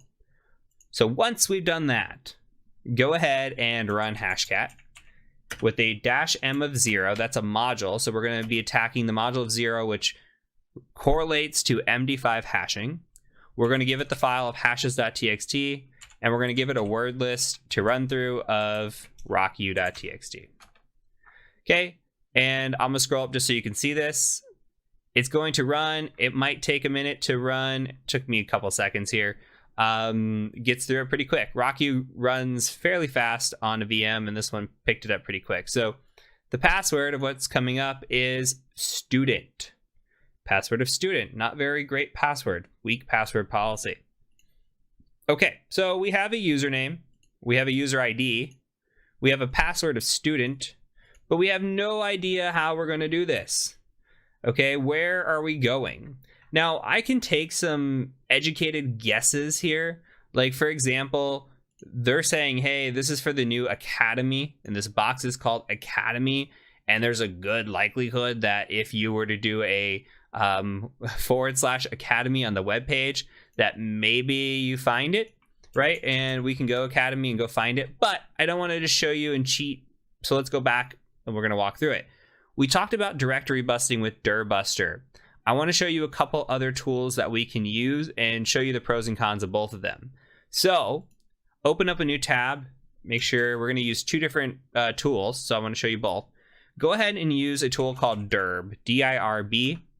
And for Dirb, all we have to do, I do believe, is just type in 192.168.138.129 and hit enter. So this is going to go off of the website. It's going to run on its own word list. It's going to go in here and try to find stuff. Immediately it found PHPMyAdmin. The issue is with this, it's just going to go in and start like going into the PHPMyAdmin and looking for directories, and it's finding all kinds of directories, and this is going to take a minute. So this is one way of doing it. Another way of doing it is using a tool called FFUF. I don't know how you say it. FFUF. Whatever, everybody's got their own pronunciation. If you do an apt install of FFUF like this, you hit enter. I already have it, but yours should pick it up. Okay, we're gonna run the tool just like this. So we're gonna say FFUF once yours is installed. Do a -W, that is for word list. And your word list should be in user, share, word lists. And we can do Dirbuster, that's fine. This is where all the word lists are. And then I just like to double tab or tab around, and we're gonna use the medium word list. That's my go-to for most cases. We could use the lowercase if we wanted to. I think either are fine, okay? From here, we're gonna go ahead and back up. And now what I'm gonna do is I'm gonna put a colon here, and I'm gonna type in fuzz. Okay, this is what we're gonna fuzz. We're gonna do a -U, and we're gonna do HTTP 192.168.138.129, and we're gonna say /fuzz. So what we're telling this is, hey, with this word list, we're gonna be fuzzing with this word list. We're gonna fuzz this parameter right here. This is exactly what we're doing. Okay, we're gonna hit enter. And this is immediately going in and just doing all that we want to do. It found Academy right away, PHPMyAdmin right away, and this is very fast. Found a server status, and all it's doing is looking one thread deep. So it's not doing what Dirb is doing. Dirb is going and saying, hey, I found PHPMyAdmin. Now I'm going to go through and find every single directory inside of that, and every single directory inside of those directories, which can take a while. This one is saying, I'll find all the first level directories, and if you want to go search those, you can. Like we could type in academy/fuzz. There's commands in here that we can do to take this further. We can limit which response statuses we want. Maybe we only want 200s, or maybe we want 302s, depending on this. So maybe we don't want any 401s or 403s or 405s. We only want the ones that come back as 200 guaranteed. So in this case, we're looking like we got a 301 from Academy. So there's a redirect there. Same with the PHPMyAdmin. All right. So with that in mind, this is how you can find it. Found it quick. This one's still going. There's different strategies, different tools, everything else. This one's pretty nice. There's a lot of tools that come out for directory busting all the time. Latest ones are being built in Rust, which is interesting because Rust is really fast. There's ones built in Go because Go is really fast. So you pick your poison on a directory busting tool and you just run with it. So anyway, we're going to go ahead and enter in that registration number. So you can go ahead and just come copy it from here. And then you're going to go ahead and paste that. And then the password is student. For me, I've changed the password in here because I've already gone through this box. But you'll be brought to a change password screen. So you could type in student, change it if you want to. You really don't have to. You can come in here and start clicking through, hey, I want to enroll in a course, enroll history, my profile, change password, etc. So this is really what we have. Now, the interesting thing in here is that we have this upload photo feature. So if we look at this, we can come in here and say, okay, how do we want to attack a website? What are some ways that we can get code execution? We might be able to perform like LFI, RFI attacks on this and pull down information or execute code. Maybe there's SQL injection somewhere in here we can pull down and dump the database. We did see a phpMyAdmin. Maybe there's more behind this, behind the scenes that we can do. We can also go out, and something that we didn't really look at on the first scan is we can do a version check. Like, we didn't check on this version to see if there's a vulnerability there. That would be something you can do. Same with the OpenSSH, same with the Apache. You can go and do those. I'm only not showing you that because I'm saving time here, but the correct methodology would definitely be to go check these as well to see if there's any vulnerabilities. Now, there is in here this is a online registration. You can look and see if there's any way to pull down, like viewing the source, and see if maybe anything in here would tell you, hey, what CMS is this? What is this built off of? Because clearly this is a CMS of some sort that they've used. Now, with that in mind, we can go back and we can kind of just look and see if we can find anything. The first thing we might want to do is just come in here and do a browse and come and say, okay, I'm going to upload, let me go to my desktop. I'm going to upload a picture of a dog. You don't have to do this. I just want to see if it works. Okay, so I uploaded a picture of a dog. Perfect. Now, the question here is, and by the way, we can see up here that PHP is in use. I'm going to make this a little bit bigger, by the way, but PHP is in use. It should say my-profile.php. What we want to do is we want to see if we can upload a file that is not a dog. Okay, like not a JPEG, not a GIF, not whatever, PNG. We want to see if we can upload something that's not a photo and abuse the file upload system. If they're doing no checks here and we can just upload this, they are in big trouble. So what we can do is we can right click and go, we can view image, which will tell us kind of where the image is stored. So it's stored in Academy student photo / and this is dog.jpg, which is what I uploaded. So what we can do, let me refresh this.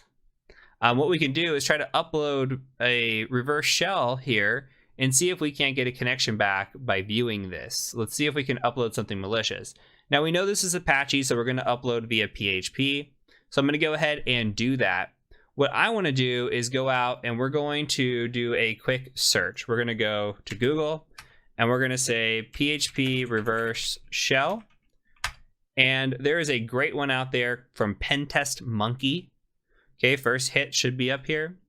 There's other ones that you can use. People have their preferences and their favorites. This one is 6 years old and still works perfectly. So all we're going to do is go raw here and copy this. Control A, Control C, very quick. And what I did was I went ahead and put this into a file here. So let's go ahead and clear screen. You can just do a mousepad, gedit, nano, whatever you want. Actually, I might nano this just so you can see. But I called this shell.php. And then I pasted it in here. That's all you got to do. Shell.php, paste it in here. I'm going to scroll down a little bit. You're going to get to this little part after the comments. And you're going to see, hey, it says change this, change this. You need to put in your IP address. Whatever your IP address of your attacker machine is, that needs to go here. So if you need to open up a new tab, come in here, do IPA or ifconfig, 192.168.138.131. Come back. That matches what I've got. 1, 2, 3, 4, in my opinion, is fine. You can leave it as is for this machine. So, Control X. This is fine. You can hit yes, save. If it asks you to, just hit Y and enter, and that will save your shell.php. So we have shell.php. We need a listener. We're going to do a reverse shell here. So 1, 2, 3, 4 on the NVLP on Netcat. This should not be unfamiliar to you. You should already be aware of this. So we're going to go here, and now we've got this listening. We're waiting for something to happen. So we're going to go back into this, and we're going to upload this malicious file. So I put this in my root folder, shell.php. Click update, come in here. You can see nothing's happened. Let's see if it tries to execute. Oh, it already executed. So we don't even have to go to, like, we don't have to right click and go to that that location. It already executed that file when it loaded this page, which is crazy. So we have a shell here, which is great. So if we do a who am I, you can see we are the www-data user. So we are not We are not an admin on this machine. We are not root. We can do a sudo-l, but they rudely took away sudo. We could type in which sudo and see if it's there. Locate sudo. Maybe they put it somewhere else. Locate not found either. So they're playing a little bit of games with us, just a little bit, because we should be able to run and see, hey, what privileges do we have as sudo? But it's not there. That's okay though. We're still going to be fine. So what I want to do next is we land on a machine. We're not a root user. We need to perform privilege escalation. This is where things get fun, and this is where we're going to take a bunch of winding roads to get to where we're getting. So what we're going to do now is we're going to use a tool called linpeas, and we're going to utilize that to do some searching. Linpeas is a automated tool that goes out and does basically hunting for any sort of privilege escalation. And I kind of cheated a little bit. Let me go to Google and just type in literally LIN, like Linux, PEAS, like the food, peas. Hit enter. You'll see it here in GitHub. And you see a linpeas.sh updated 3 days ago. Nice. All right. And this is going to go through and perform all kinds of checks to see if there are any escalation privileges or privilege escalation or paths for us with privilege escalation, what I should say. So you can go in here, again, raw, Control A, Control C.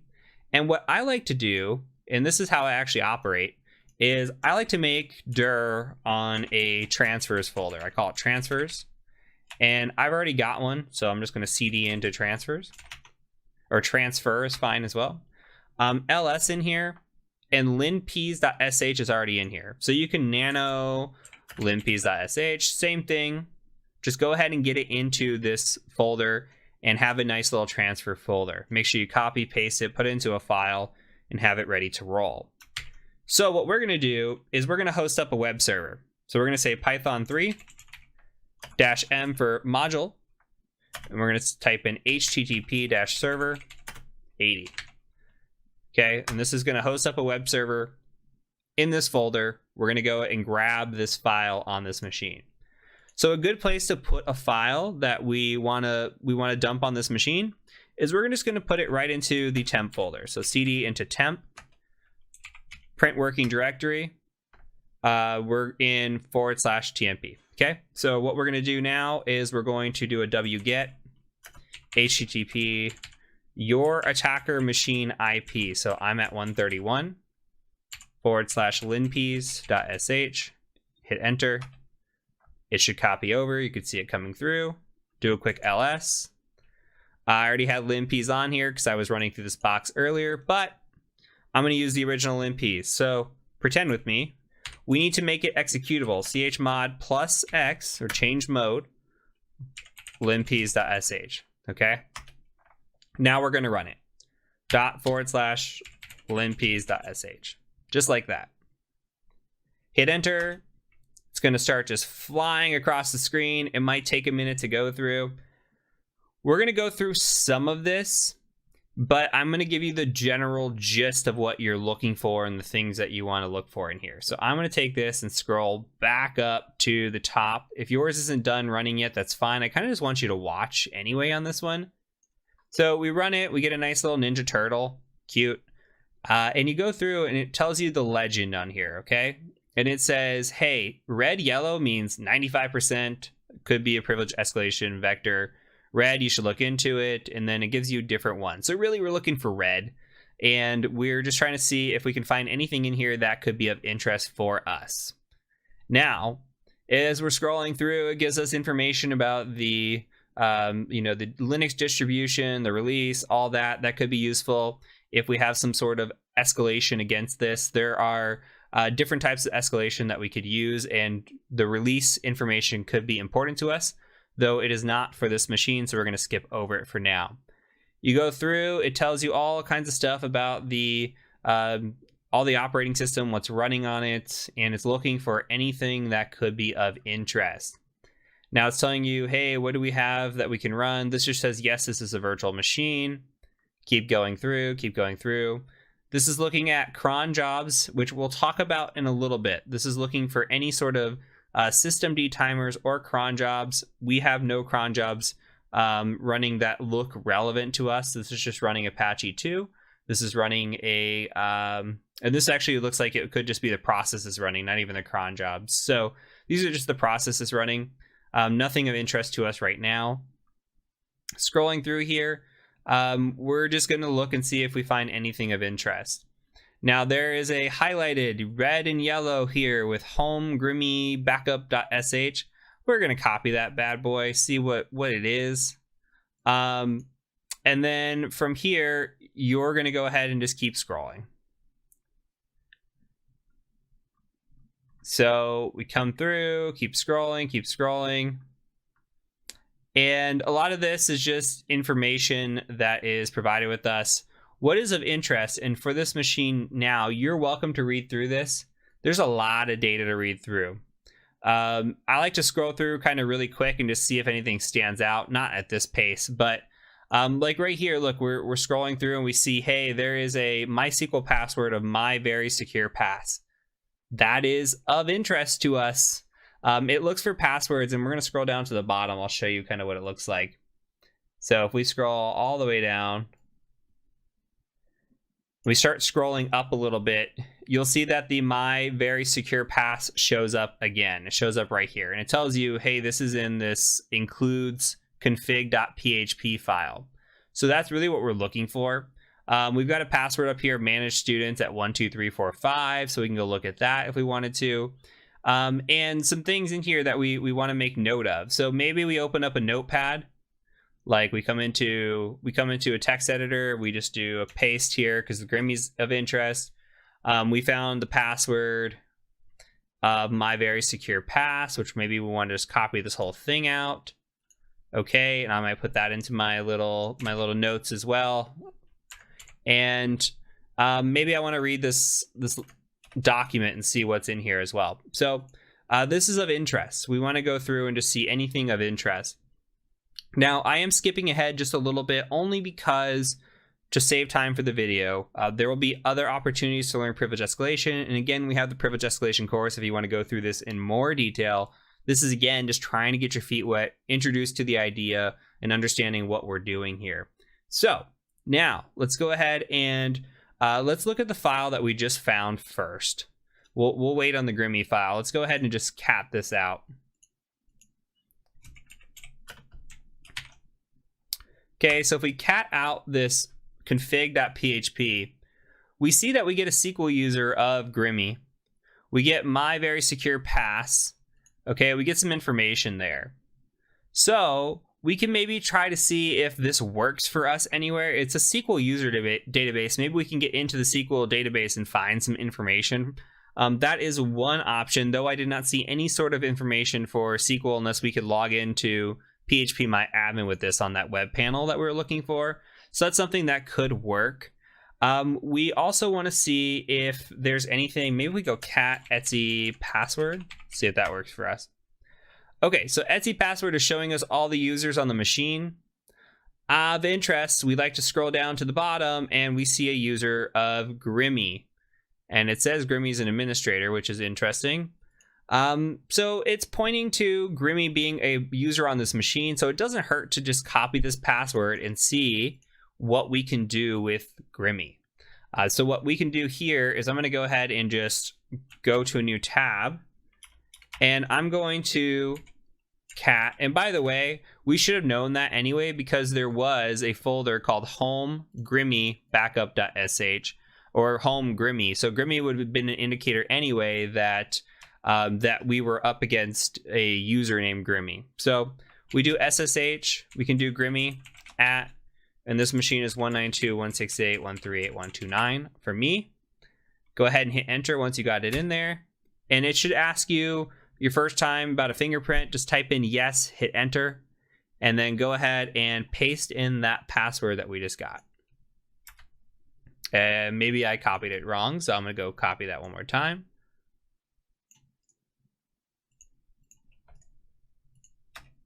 Okay, and here we go. So now we are in this machine. we don't have sudo access, I don't believe. Sudo-L. Again, it says sudo not found. It could be that we have a broken version of bash, or they intentionally removed it because it's just CTF. That's one of the first checks I do. History is another check, though I have some history in here from myself. So you might not have any history when you come in here. This is just all me doing this. Now, one thing that I do again is I like to come in and I like to download LinPeas, run it again, see if anything's changed.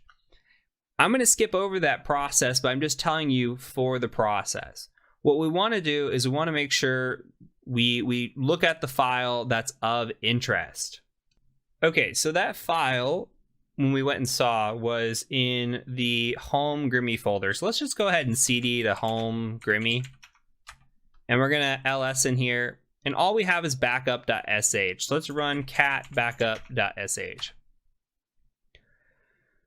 So what we have is, it looks like it's removing a temp backup file, .zip. It's zipping up a backup.zip from this var HTML Academy include. So it looks like it's doing a backup of the Academy, and then it's changing the permissions of the temp file. So if we look at temp, there may or may not be a backup.zip sitting in there. So what this is telling me is this is probably going out there and doing periodic checks, or a script is running periodically to see if, or to perform this backup. So it could be running every hour, every day, every week. We don't know what it's running. Now we can see if by chance we have access to that information. When we were looking at the cron information from LinPeas, I didn't see it in there. We could also do a cron tab -L to see. Here we have no cron tab for Grimy. So what's happening possibly is that Grimy doesn't have the cron tab. We can try to see if we can cron tab of a user, look at root and just do a -list.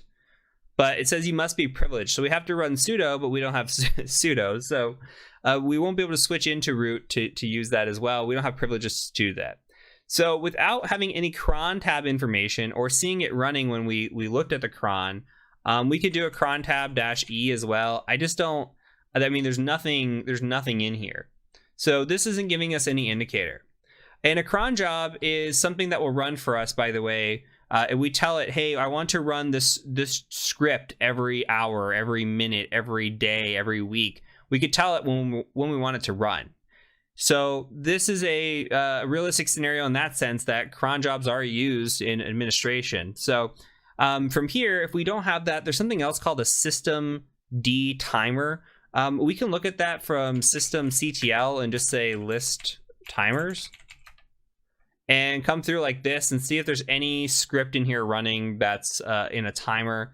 And I actually don't see anything here. You can hit Q for quit and that'll exit this. So when we have this situation, there's a tool that we can use out there that will actually give us more information of what's running with the processes than what is leading on. Remember, we ran a PS with the we ran PS for everybody with the script, the LinPeas. We saw it. We didn't see anything in there that was any indication of this backup.sh. So if we want validation and confirmation that this is running on a timer, we can go ahead and go out, and there's a tool out there that is pretty neat. It's called PSPy, PSPY. And all you have to do, literally all you have to do, Google this, by the way, just I'm gonna do it just so we could say we did it. PSPy, literally the first thing that comes up. So in here, what you want to do is go ahead and download the 64-bit static version. And when you download that, you might get put into your downloads folder. All you have to do is, we'll open a new tab here real quick. All you have to do is do a move command, if you don't remember. So move, downloads, PSPy, and just put that in your transfer /PSPy, okay? PSPy 64 is actually what it's called. I'm just winging it here. I've already got it in my folder, but make sure you move it over to your folder. Or if you want to keep it in downloads and run from there, that's fine as well. Just note that I already have this in my folder here. So all you have to do now is cd over to your temp folder. If ILS, I've got some stuff in here. Looks like LinPeas backup.zip is sitting in here. what I'm going to put in here is this PSPy, and we're going to run it. So I'm going to do a wget. And remember, I already have my listener for my web server running from earlier. So this is just going to be a simple grab and go. And this is PSPy 64. Grab this. All right, ls chmod plus x on PSPy 64. And we're going to run it. Now, what this is doing is showing us all the processes running on the machine, all of them. And we could scroll through this and kind of see, and yours is going to look different than mine. Don't worry about the PID numbers. Don't worry about the timing. Don't worry about anything like that. All you got to do is scroll through here and see if we can see that backup.sh running. And we can come through, see if there's anything in here. And look, now it showed up, backup.sh. I don't think that was there before. So what happens is it just waits for this to run, and then when it runs, we're seeing it come through here. So that looked like it just ran. If we wanted true confirmation, we could sit here and wait another minute and see if this runs, because my hunch is it's running every minute because this is capture the flag box. So we could do that. I'm going to tell you that it is running every minute, so we don't have to do that, just to save a little bit of time. So Control-C, get back into your Grimy at Academy, and now we are going to abuse this in our favor. Let's go ahead and go to cd home Grimy. We're gonna go back, make sure you have your backup.sh in there. And now what we're gonna do is I want you to go to Google, and you go and say bash reverse shell one-liner, okay? And there is a reverse shell cheat sheet from Pentest Monkey. You could also type that in. Click on that. Here you will see right up front, you will see bash-i. You're going to see this right here. This is a one-line reverse shell. This is awesome. All we're going to do is put this into a shell script, which we already have. We have it right here. We're going to put that in there, and when it executes, it's going to perform reverse shell. So what we want to do is we want to modify this a little bit. So let's go ahead and open up a notepad real quick. It might be a little bit small on your screen for you, but what I'm doing is I'm putting in where it says 10.0.0.1. I'm putting 192.168.138.131, which is my attacker machine, and I'm going to change the IP address to 8081, or to the port to 8081. You are more than welcome to keep it at 8080. I'm just doing this because I ran through this once earlier, and there's a possibility that port is still out there lingering. So just for the video purpose, I'm changing it to 8081. So what does that mean I have to do? Netcat, NVLP, set up that reverse shell listener. And here's what's going to happen. We're going to come in here and we're going to say nano backup.sh. You can come in here, tab down a couple times, and if you hit Control K, it deletes a line. That's some magic if you didn't know it. And you can come right click, paste selection, maybe paste clipboard. Okay. And what we're going to do is this is going to execute bash-i dev TCP 192.168. It's going to call out to our IP address with this. And if our hunch is correct that this is running as the root user, we're going to get a root shell on this. So what's happening is this cron job is out there. It's running as root. It's executing as root. And when it executes that script, it's going to execute as a root shell, which it just did. You could see root at Academy. Who am I? Okay, so let's cd to root just for the fun of the game. Maybe cd root ls. Okay, and then cat flag.txt. Says, congrats, you rooted this box. Looks like this CMS isn't so secure. Hope you enjoyed it. If you had any issues, please let us know in the course Discord. Happy hacking. Great. That was an example of a box with a couple of pivots, a couple of different privilege escalations, and very gamified, very capture the flag. You will likely never do most of this on a pen test ever in your life, but it's still important to learn from the hacking process as we build up into this and then as we get into more of the Active Directory stuff. So that is it for this video. We're going to go ahead and call it here, and I'm going to go ahead and catch you in the next one.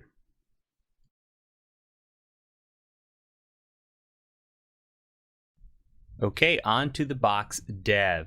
Now let me preface this with it is raining pretty bad here, so if you hear thunderstorms or anything in the back, consider it part of the ambiance.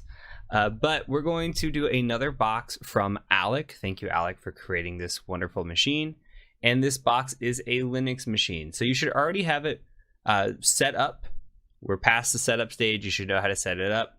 Come in here. I already have an Nmap scan ran against it. So if you do not have an Nmap scan ran against it, you should go ahead and do that. Pause if you need to. Otherwise, you could just follow along. So running the Nmap scan, we can see that we have port 22 SSH. And remember what we said about SSH? Well, we're not going to look at it right now. It's nothing that's, at least in my experience, I've ever found an exploit for. So unless we have credentials or something for that, we're not going to get into SSH. We have something on port 80 called Bolt installation error for Apache web server. Okay, that's an indicator this might be a Linux machine already because we're seeing Debian. That's a nice indication. We have RPC bind, which we can enumerate RPC, though it's not that advantageous for us right this instant.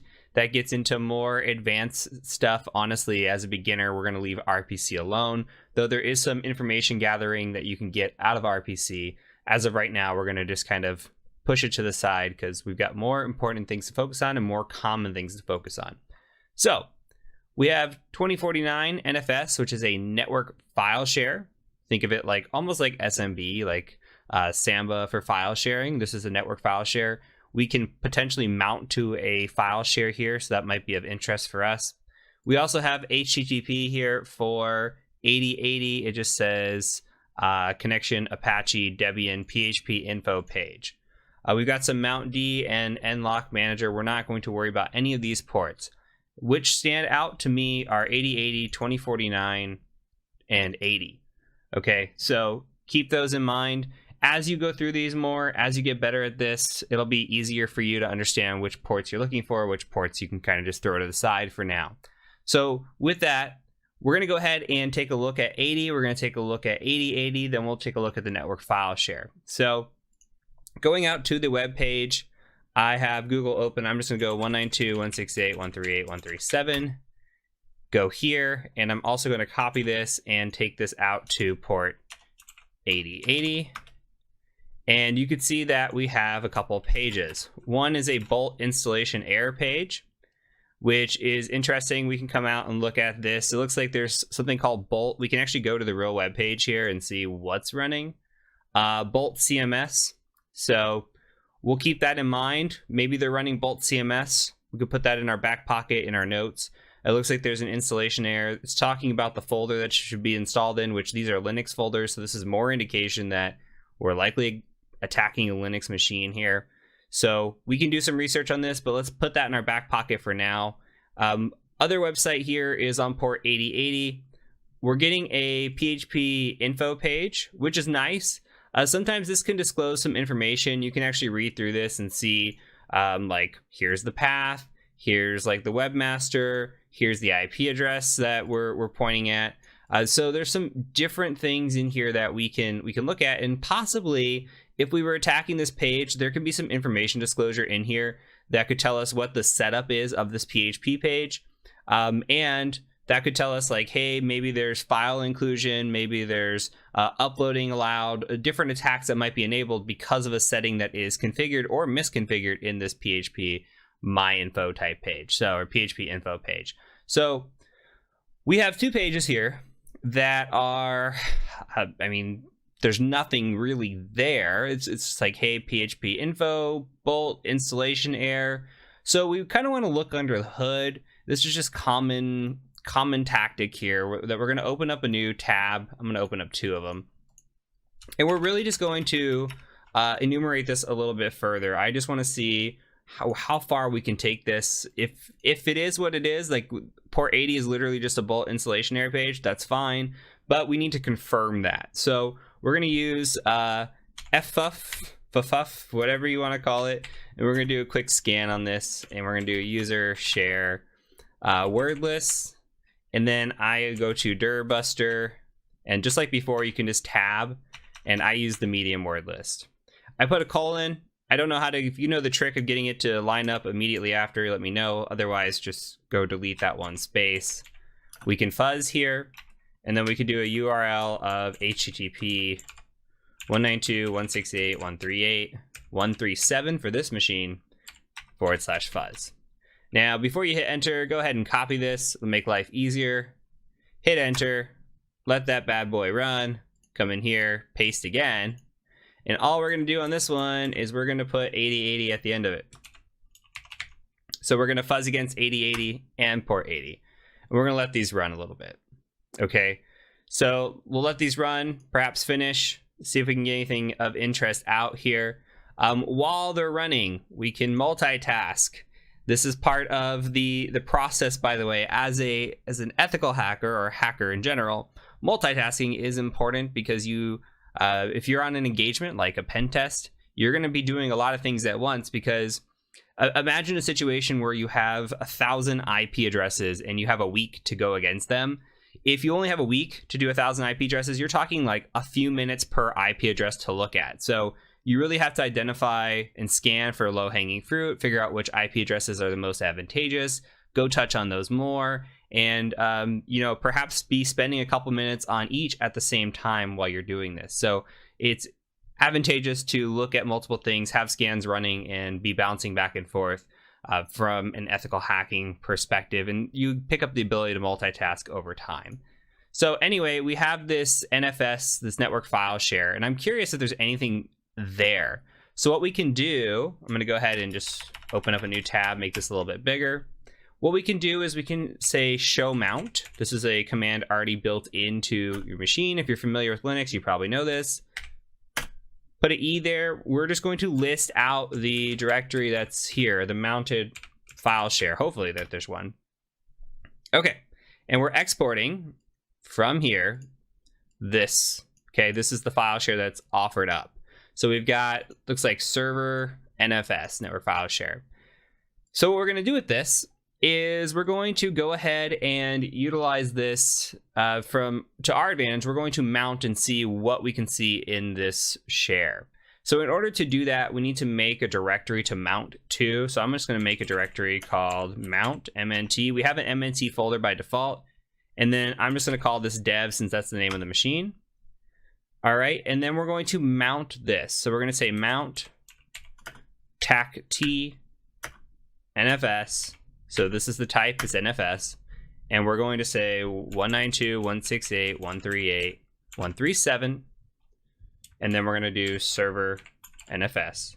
Okay, so we're calling out on this machine is this server NFS or SRV NFS. And then we're going to put it in mount dev, just like that. All right, so now we can go cd into mount dev ls, and you can see that there is a file in there. That file is called save.zip. So I'm gonna go ahead and try to unzip that. And it says, hey, we need a password to unzip this ID RSA file. I have no idea what the password is, so looks like there's an ID RSA in here and a todo.txt, and we don't have the password for either of these. Now, there's a possibility that we go online, we look through some of these folders, maybe something comes back, there's a password in there, that's the path to go. The other thing that we can do is see if we can crack this very quickly. If we can crack it, then maybe we can get in there. And there's a tool out there called fcrackzip. So we can do something called like apt install fcrack zip, just like this. And I've already got it installed, but you should not. It doesn't come by default. Okay, go ahead, let that install. Should only take a second, and then come back. And now we're going to do fcrack zip, just like that. Yours might not auto tab. You might just have to type it out. That's okay. -V for verbose. We want to have verbosity here. See all the output. -U just means we're going to be unzipping. So we're going to unzip the files here. And a -D means we're going to be using a dictionary attack. And a -P means we're going to be using a file in order to attack. So the dictionary attack we're using is the user share wordless, and then we're going to use rocku. Okay. And on this other part, for the -P, we're going to go ahead and use this save.zip. So we're using a string here as the initial password file, which is what we're doing. If we didn't have this here, it would just start attacking via the files inside. So we're calling out specifically, And then here we're saying we're using a word list. Here's the word list we're using. So I'm gonna go ahead and run that, hit enter. Okay, and you can see that we have found password is equal to Java 101. So now if we go to unzip, save.zip, type in Java 101, hit enter. Okay, we ls, they should be here now. So let's cat out the todo.txt. It says, figure out how to install the main website properly. The config file seems correct. Update development website. Keep coding in Java because it's awesome. And then we get a signature from JP. We don't know who JP is, but we do get an ID RSA file. So that ID RSA file can be used in order to connect via SSH. Now, we don't know who the user is. There's a chance that the user might be JP, so we can do something like SSH-I. I'm not sure if the permission settings here are going to be correct in this ID RSA file. We'll see here in a quick second. And then we come in here and we say something like JP at 192.168.138.137. Cross your fingers, type yes. It asks for his password. We don't know a password. So we're not even sure if that's working. We're not sure. It didn't even look like it took the ID RSA. So we're not sure if this guy's even a user.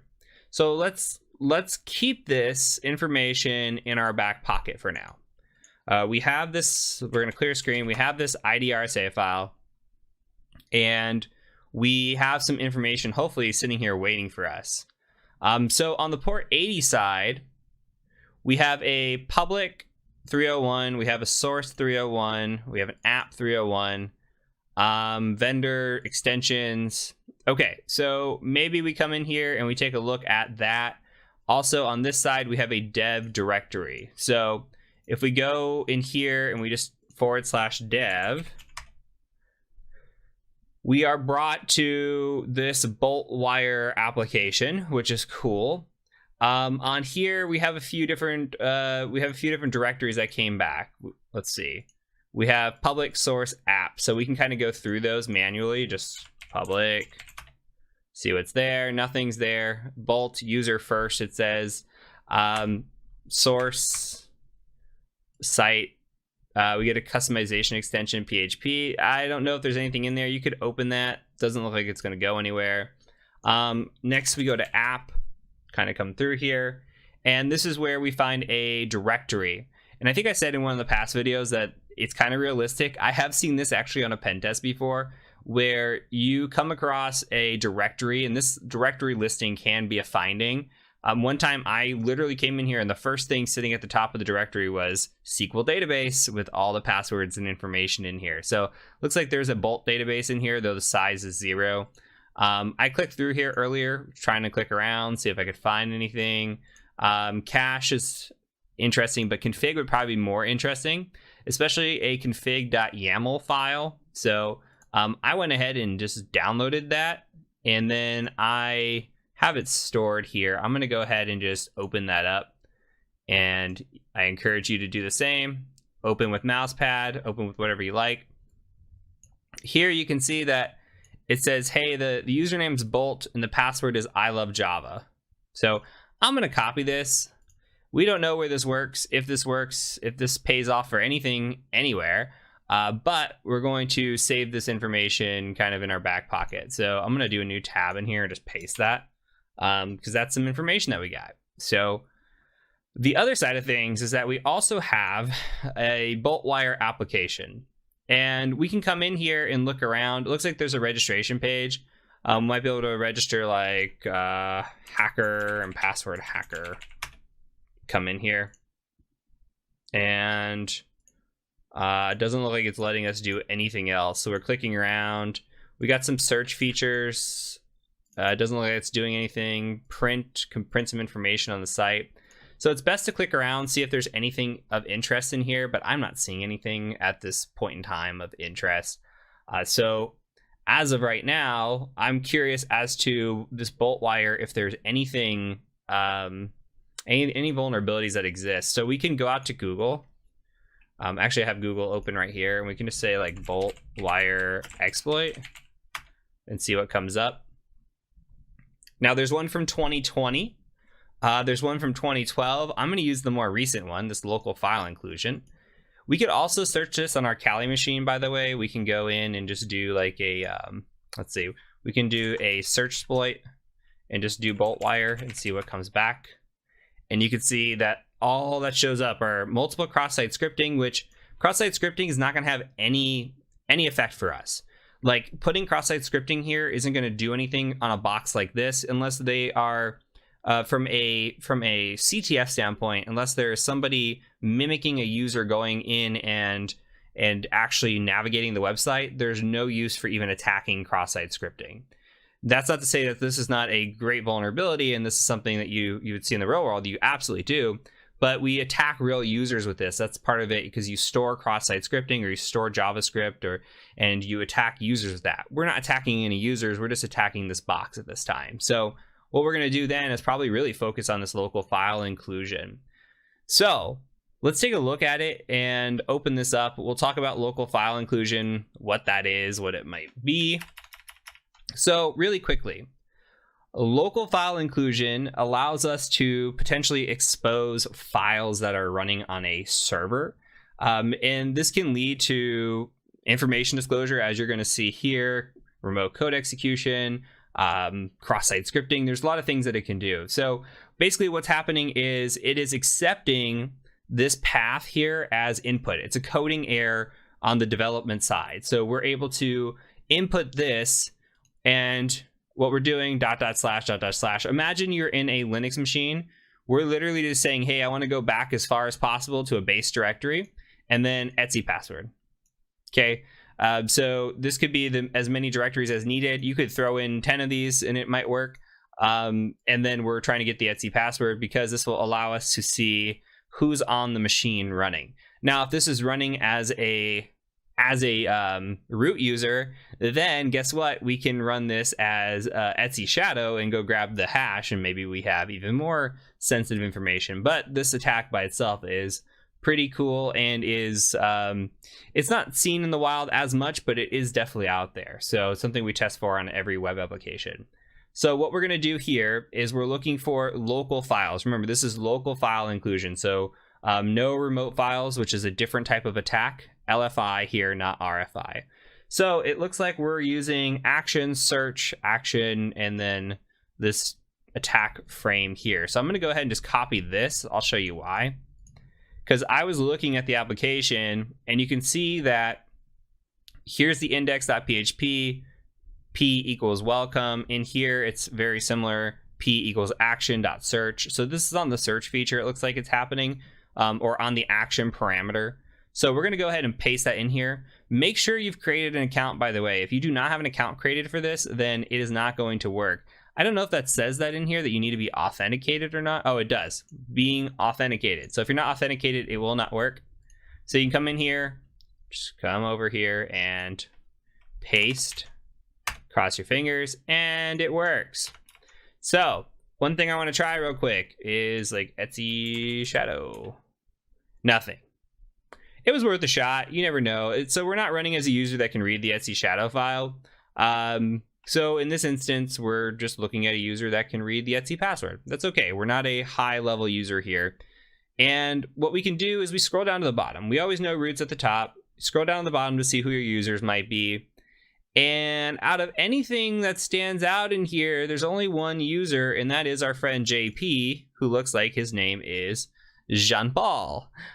So I think we have a user here. So this explains why the JP didn't work for us before when we tried logging in on the machine, because John Paul was the user that we had, and he wasn't on that machine. So we were looking for John Paul. So now we found a little bit more information, and we can tie this all together, hopefully, and actually exploit this machine. So I'm going to go back. Where was the mount that I had? I'm going to go back in here and try SSHing again with this file and do a Jean Paul. And it's asking for a password key phrase. Okay, so there are two options that we can do here. Option number one is you are capable of brute forcing this key ID RSA. John the Ripper can take this and push it through.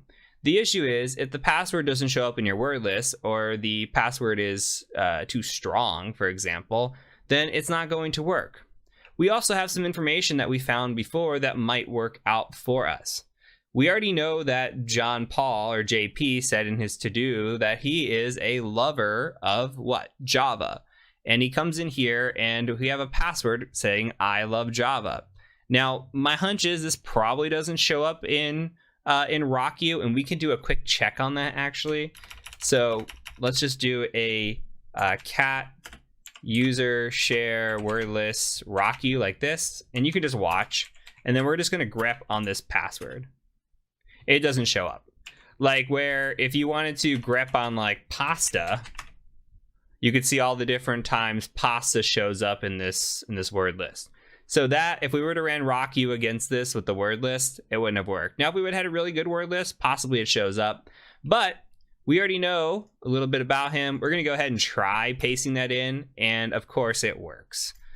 Jean-Paul really loves Java. So Jean-Paul at dev has logged in, and now we are the low-level user. So do a quick ls. Print working directory. We're in his home folder. There's nothing here. Some things that I like to do immediately. History check. Okay, it looks like somebody cleared out the history. Somebody ran a sudo-l in here, exited. Sudo-l is the second check that I like to do, or even first check that I like to do, because it tells us what we can run as sudo without a password. Okay, so sudo, remember, is what we can run as elevated privileges. So in this instance, we can run the zip feature with no password. So we can literally run sudo zip and it should work. Okay, so it's not requiring a password. Awesome. Issue here. How can we take sudo zip and abuse that feature for us to be able to escalate into root? That is the question. If we have a no password, which this comes up a lot in boxes like this, like CTF style boxes, if we have a no password, how can we do this? So we need to go take a look at that. We come over here. I got a site for you. Go out to the Google machine. Okay. And you're going to type in GTFO bin, just like that. It's really GTFO bins, but we took what showed up first. Okay. GTFO bins. Great website. Let's make it bigger. Great website. You come in here, you can look for the different type of escalations that you want. We have a sudo escalation, okay, sudo escalation. And we come in here, we say, okay, we've got sudo, and then we're looking for zip. We can type in zip in the search bar, but we also have zip right here. So if we want to do a sudo zip, we go into zip, look for sudo, and it says, here's how you use sudo as a zip in order to get root privileges. Okay. And so it says in here, if the binary is allowed to run as a super user by sudo, it does not drop the elevated privileges and may be used to access the file system, escalate, or maintain privileged access. It's telling us what it's doing. All we have to do here is copy this, come over, paste this, okay, come back, copy this. This should drop us into a shell. Let's see what happens. All right, we have been dropped into a shell here. As sudo, we dropped into a shell. So with that, if we type in ID, we are now root. Why? Because sudo runs elevated. We said, okay, as elevated user, we want to go ahead and drop into a shell here. We did this. Now we can go cd to root, ls, cat out our flag. Congrats on rooting this box. And that's it. So hopefully that was informative for you.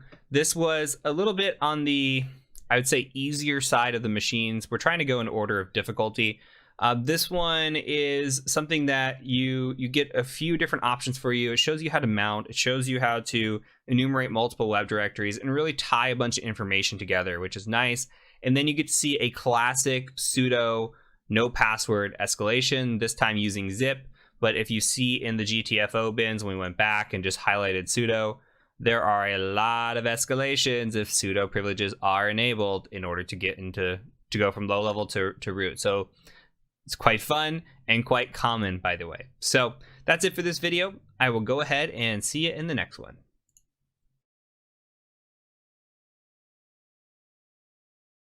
On to the next machine, which is Butler. Now, Butler was created by Joe Helly, aka the mayor. Thank you so much, Joe, for creating this machine for us. And this machine is going to be a Windows-based machine that is going to allow us to explore privilege escalation, since when we first used Blue, Blue went right to root for us. So this one's going to give us some experience with privilege escalation. Now, I have this accounts.txt file open just to show you that the administrator password for this one's a little bit different than the other Windows machine. This file is included in your download. So if you downloaded this, you've installed it, you should have found the accounts. That way you can go and get the IP address that was pulled from this machine. So with that out of the way, I went ahead and ran nmap again, similar process. Now here we have 7680 open and 8080 open. I'm going to go ahead and you can ignore that for now. I'm going to go ahead and go out to the website 168.138.138. And we're going to see if it would help if I put 8080 on the end of it. We're going to see what's there. Okay, all that's here is a login page for Jenkins. So we don't have much here yet. There are a few things that we can do here. We can try to do some brute forcing. We can look for directory busting. We could try to do a view page source real quick and see if there's any information in here that might indicate what version we're running on, and see if there's anything in here that we can get maybe an exploit off of.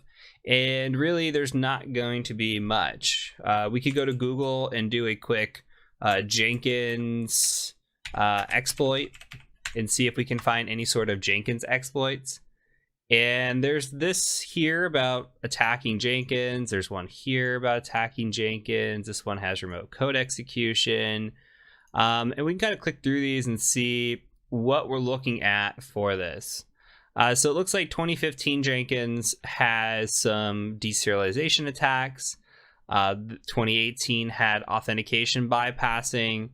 And it looks like, let's see, we've got check script, remote code execution. There's a lot of different, looks like, attacks in here. There's some password spraying that you could do against this, which we'll talk about here in a minute. Dumping secrets, Groovy scripts, reverse shells with Groovy. Okay, so there's quite a bit in here. This one is a little bit, let's see if it's the same or not. This is saying, hey, here's how you get code execution. There's 3 ways to get code execution, which ideally we want code execution. We could do some brute forcing here, but I'm going to show you a way to do brute forcing without having to do this. We can do some remote code execution, and it shows, hey, there's a few different ways to do it. In this instance, we're going to need authentication.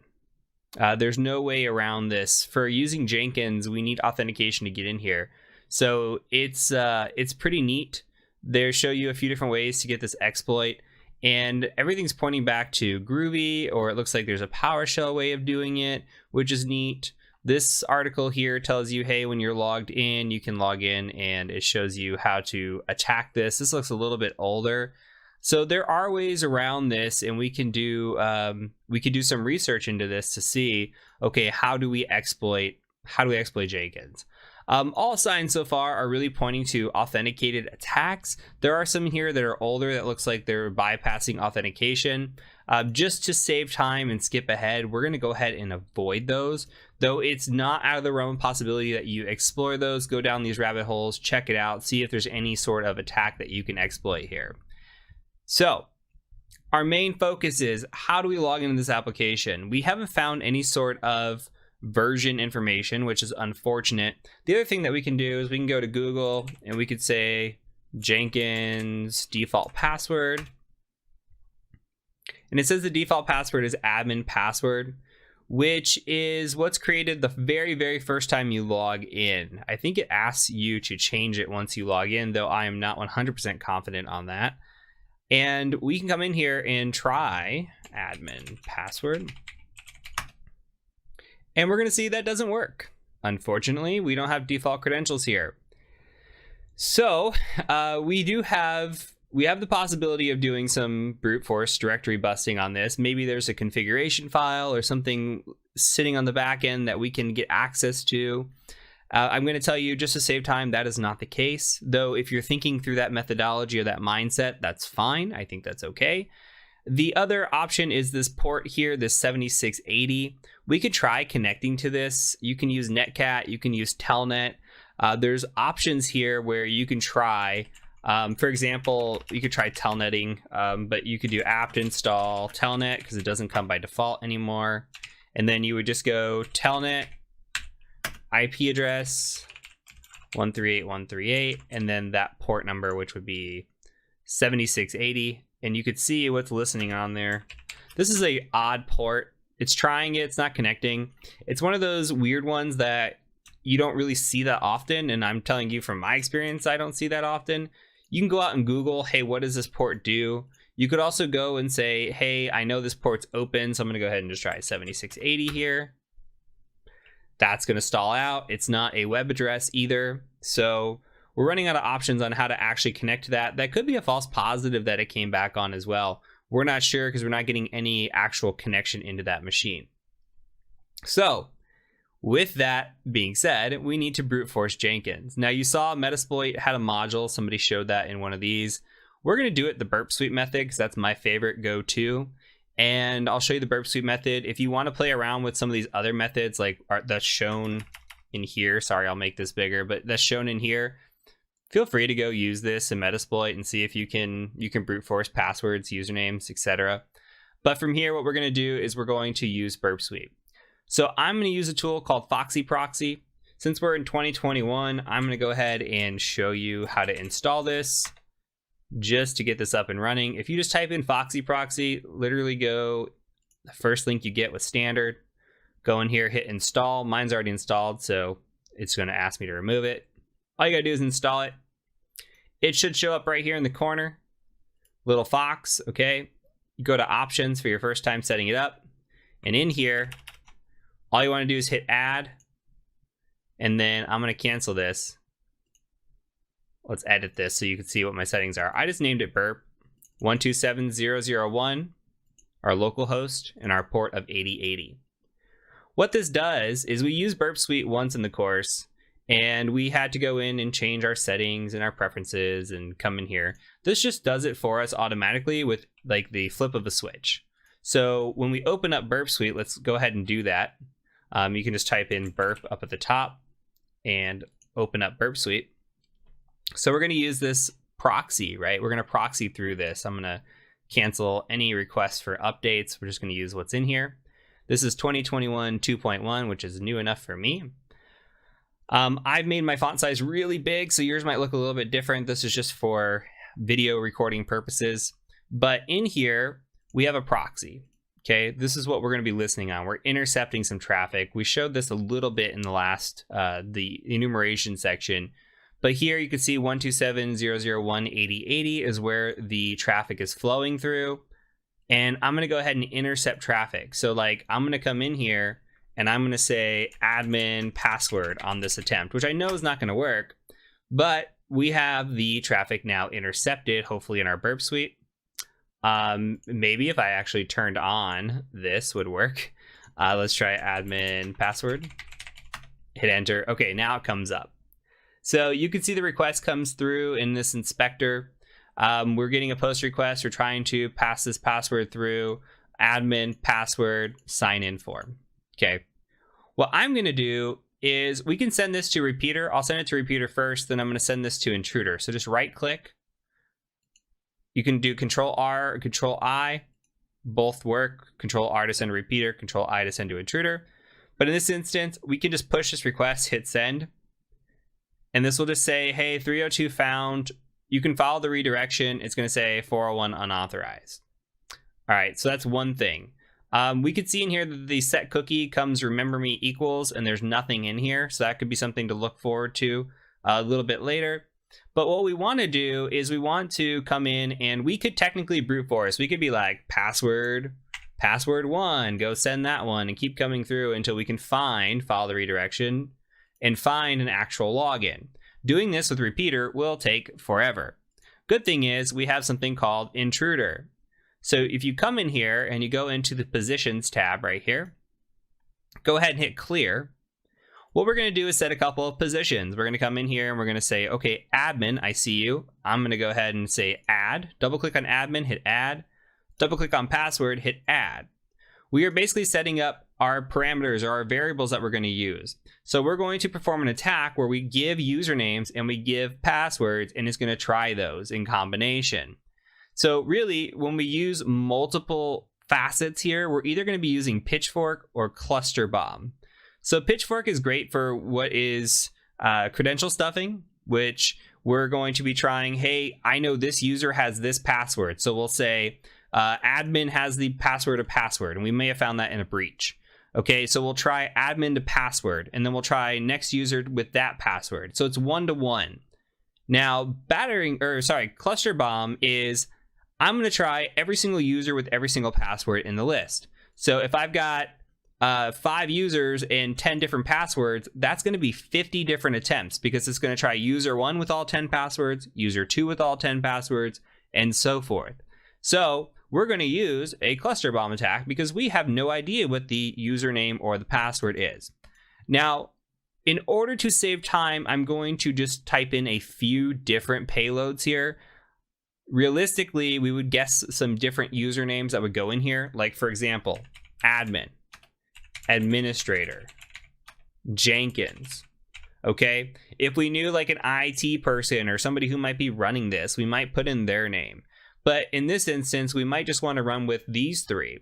And then on a bad password list, we might just go copy like the worst 100 passwords or worst 500 passwords and then just hit paste and paste it in here. In this instance, I'm going to type out some bad passwords. So maybe password, Jenkins. How about password with a capital P, Jenkins with a capital J? Okay, something like password 1, etc. Now, we have 3 different users, 5 different passwords, 15 different attacks. 3 times 5 is 15. So we're going to try admin first with all these passwords. Then it's going to go through and try administrator with all these passwords. Then it's going to try Jenkins with all these passwords. Okay, so we're going to hit start attack. And what's going to happen is it's going to start pushing through. And we have to be very cognizant and watch this and watch for any sort of changes that might happen in this. Okay, it's very, very subtle. Okay, when we're looking through this, if there's a status change, sometimes these will go like 401. Or we could follow the redirection in the settings, by the way. We could select that. There's also advanced stuff that we'll get into with, like, we can use grep to look for different changes in here. We'll talk about that a little bit later, but we also cover that in the external pentest playbook course because that is something that we do when we're doing password spraying attacks. Here in this instance, we are looking for subtle changes like the length that is here. If you notice, everything's 302, so there's no difference in status changes. There's no difference in like error codes or anything. What we're seeing though is 318, 318, 318, 318. All of a sudden there's a 314 on Jenkins. What changes here? What is the response that changes compared to this? Okay, here we get a J session ID cookie, where here before we did not have that. Here we get a cookie, and then what changes? Here we already have a J session ID cookie, and we're getting a login error because we have more data that we're storing in here. We're already authenticated. So now it's gone from 318 down to 314 for this one request into a bunch of 408s to 409 range. So this one small tiny little request here, this little length difference, could be the indicator that there's something different. So you have to really scroll through this, use your eagle eyes, and make sure that you are looking through this with a fine-tooth comb. Here, I am seeing Jenkins as a valid login, and we're going to go attempt that. I'm going to turn this off. We're going to go attempt to log in with Jenkins. And hopefully we get in. Okay, we do get in. So from here, we do have the ability to run code execution. Let's see what they say. So we need to find a place to execute this code. This is okay. I've seen better write-ups on this. So going around and doing some research, you will find places to execute code in here. If you go into Manage Jenkins, there should be a bunch of different tools that are in here. Scrolling through, there is a command line here that you can run from a shell, which seems pretty interesting. It's just getting into a shell on this machine from a script. There's also a script console here. Okay, the script console is interesting because it's in Groovy.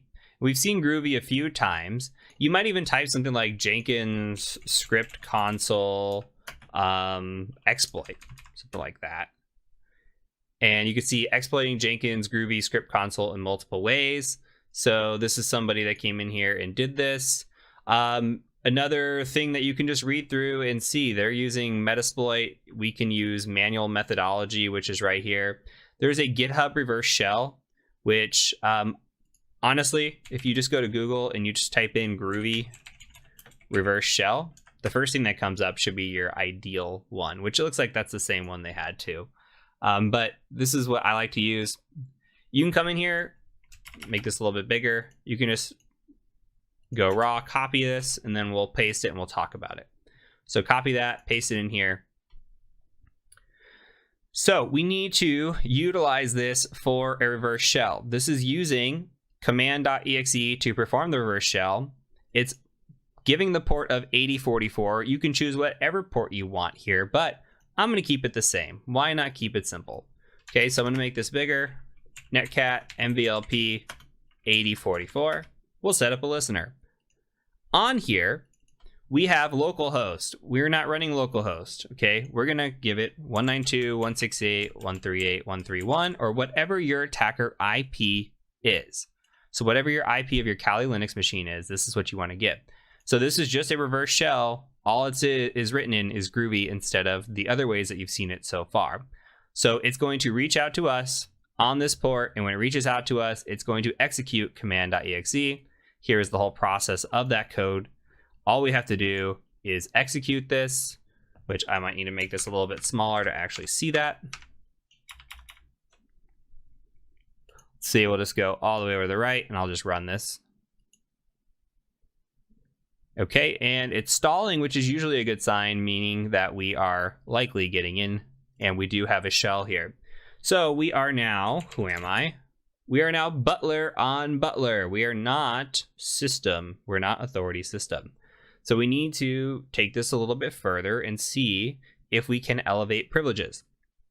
Now, there are several tools and methods that we can utilize. We are going to look at a classic form of privilege escalation on this machine.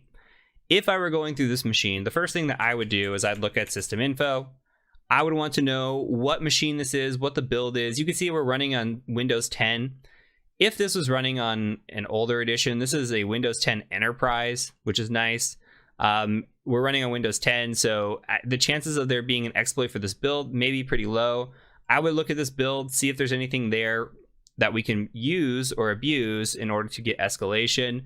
But the intended path on this, as of right now, is a different method.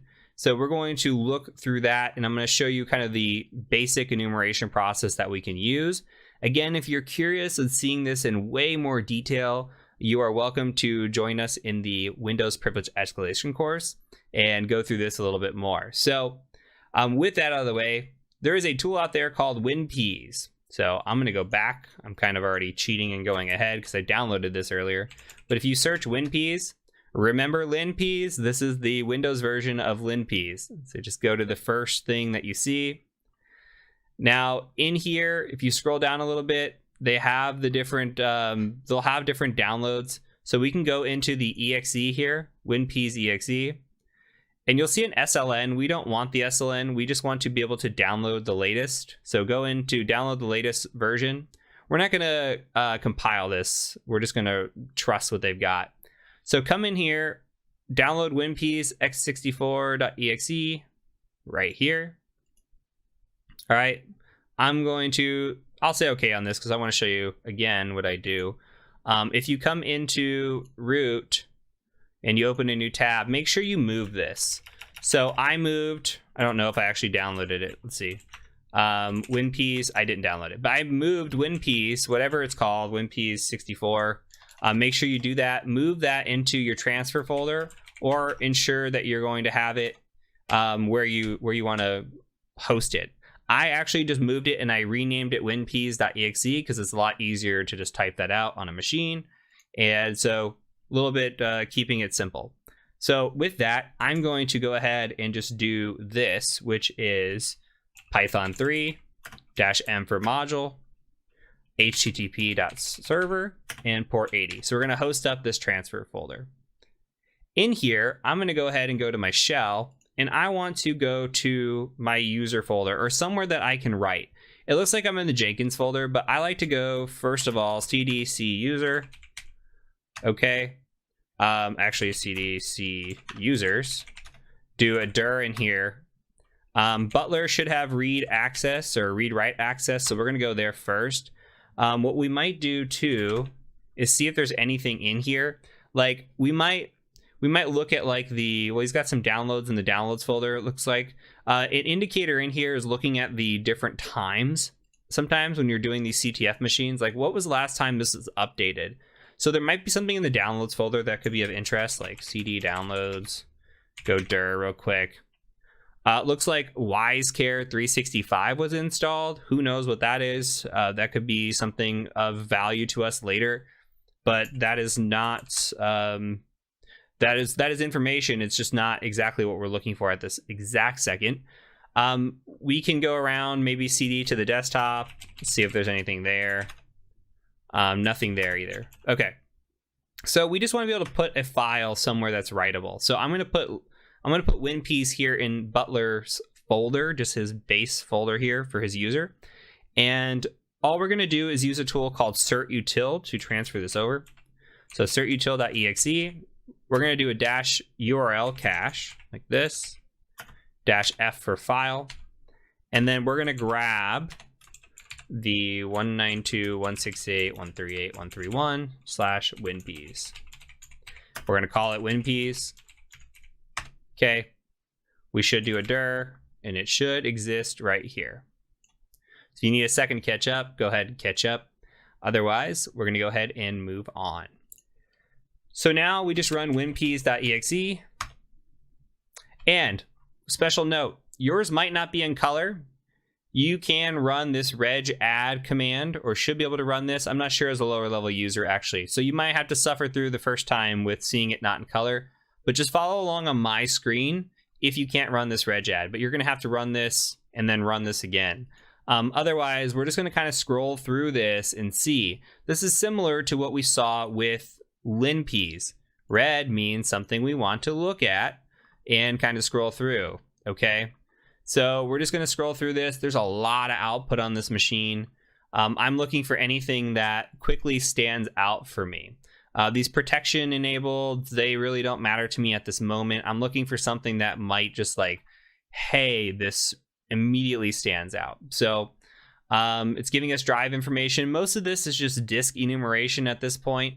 Nothing of value so far. It's looking up printers, tell us printers, is looking up named pipes, which is fine. Going through, this is telling us explicit credential events, which these are plain text credentials if we have them. I'm not seeing anything here. So we'll scroll through these, keep going. Printing account logon events, these are just events again. So WinPeas has gotten beefier over the years. It used to be pretty quick to scroll through. I'm going to actually cheat a little bit and scroll down. PowerShell script blocks. Let's keep going here. Okay, users information. It's telling us the users on this machine. And again, this is all different kinds of enumeration. Now, the SE impersonate privilege could be good for a potato attack, but that's a different type of attack. We're not looking for that at the moment. But that could be something, that's why it's highlighted in red, something we do cover in the escalation course. So it's telling us more about user accounts that are on this machine, any sort of RDP sessions that might exist, any sort of folders. Heavy enumeration to scroll through. Okay, we're in process information. I'm going to skip past processes. I'm not too concerned about what processes are running. That could take a long time to scroll through. When we're doing privilege escalation, we are looking for quick wins. So we got some service information, and in here there are some, okay, there something does show up, and this is all lighting up red. So I'm looking and reading through here. We have the ability to modify services, like we have the ability to modify Jenkins.exe. Perhaps we can modify that and write a shell code here and get a shell, since we're running as this user. But I'm not sure that that's going to run as administrator. It looks like file permissions here. We would have to be able to hijack that binary. So I'm going to scroll through. Again, this is disabled. We might be able to enable this. VMware, I don't ever attack. I don't know if that's really truly an attack method, even though it shows up a lot. The other one that showed up that's interesting is here. We have this Wise Boot Assistant, which was that WiseCare that we saw downloaded. So that's of interest because we did see that downloaded. We do see this running. And what's weird is, okay, it's running, it's auto running, and it says no quotes and space detected. It said you can modify this service, all access, file permission is run as administrator. That's very, very interesting. So let's talk about what we're seeing. And I know this could be a little bit overwhelming because this is just kind of throwing privilege escalation in your face from a Windows perspective, and that can get pretty messy pretty quick depending on what you're looking for. What we're looking at here and why this is important is we are looking at a privilege escalation that will allow us to get system on this machine. And this is called unquoted service paths. I'm going to show you what this looks like on the Windows machine. But basically what's happening is the service executable that is here, the service executable, it is located in a path that is not enclosed in quotes. Okay, so you see no quotes. And there's a space detected. So you see a space, you see a space. Okay, the issue here is that when we're running this, when Windows runs this and it looks for this service, when you start the service up, it's literally looking for every instance that exists before the space and it's trying to add .exe. So it first tries cprogram.exe, then cprogramfiles.exe. Okay, it keeps going on. Here, cwise.exe or wise/wise.exe, wisecare.exe. Okay, and what's happening is, I think my machine might have just shut down on me. I'm going to go ahead and turn this back on as I was going to show you. What's happening is we can take an executable, malicious executable, basically malware, and we can upload it to this machine, place it in one of these folders. We don't have to overwrite this, by the way, not the boottime.exe. We can literally just write something called wise.exe. As long as we have permission to write into this folder, we can do that, and then we can run it, and hopefully we can get a shell out of that because the system is going down and it's looking for wise.exe, and when it finds it, it will run that first, and then we're going to attack it based on this. So I want to show you really quick on the Windows side of the things. Of course, I am locked out of the administrator account as well. Okay, so what I've done in here is I've gone out and I've looked for this service in the regedit. You don't have to follow along, but this is an HKey local machine, system, current control set, services, and then the Wise Boot Assistant. When we say unquoted service path, if we look at this image path here, there should be, to prevent this attack from happening, quotes around this. There are not quotes around this. So this is called an unquoted service path, meaning we're not taking the literal path of this. Thus, when we run C program files x86 wise all the way through for this boot time, it's going to do those checks. Now, I don't know if we have write permissions to the C program files folder as a user, but we certainly should have write permissions here since we installed this, it looks like, as the user. So if we have write permissions to this wise folder, we can go ahead and just drop a file in there called wise.exe, and it will try to run wise.exe in that folder. Okay, so it'll go C program files, wise.exe is going to exploit this situation here, and hopefully we will get a shell out of this. So let's go ahead and give this a try. What I'm going to do is I'm going to scroll all the way down here and look at all this mess. There's a lot. Now, there are other tools that could easily identify this, by the way. Like this tool is probably the most comprehensive, and that's why I showed it to you. But there are tools called PowerUp, which will do this. There are exploit checkers that will do this. There are other ways to run through machines like this and do escalation checks. I'm showing you the most probably popular tool, but it is the most comprehensive and it can be overwhelming. So please don't feel overwhelmed. You will, with practice and over time, learn how to decipher this, read through it really fast, and know kind of what you're looking for, train your eyes for those things. Again, this is just introductory, ground level type stuff. So what we want to do is we want to generate some malware. I'm going to go ahead and stop sharing this folder real quick because I'm going to put malware into this. So we're going to use MSF Venom, and we're going to use this to generate some shellcode here. Okay, so we're going to do a payload of Windows x64. We're going to do a shell reverse TCP. And if you wanted to do this with Metasploit, you could do like Meterpreter, go down that path, etc. For this instance, we're going to use no Metasploit. We're just going to do this all manually. We're going to give our listening host, which is us, 192.168.138.131. This is your attacker machine. We're going to give a listening port. I'm going to call this 7777. Do a file type of executable and an output of wise.exe. You could also do this as wise.exe, just like that. All right. So we're going to go drop this once it generates into the wise folder. So I'm going to go ahead and put this back up as a transfer. So my transfer folder is back up and running. I'm also going to open a new tab, and I'm going to netcat nvlp, and we're going to listen on all 7s because that's where we said that this is going to work. So we know this is 64-bit architecture. We saw that, by the way, when we were running system info. We saw that this is Windows 10, 64-bit architecture. So this is all from our little bit of enumeration that we did. Going back to this machine, we need to go ahead and get into that folder. So that folder was in C. So we're going to cd C, and we're going to go ahead and do a quick dir.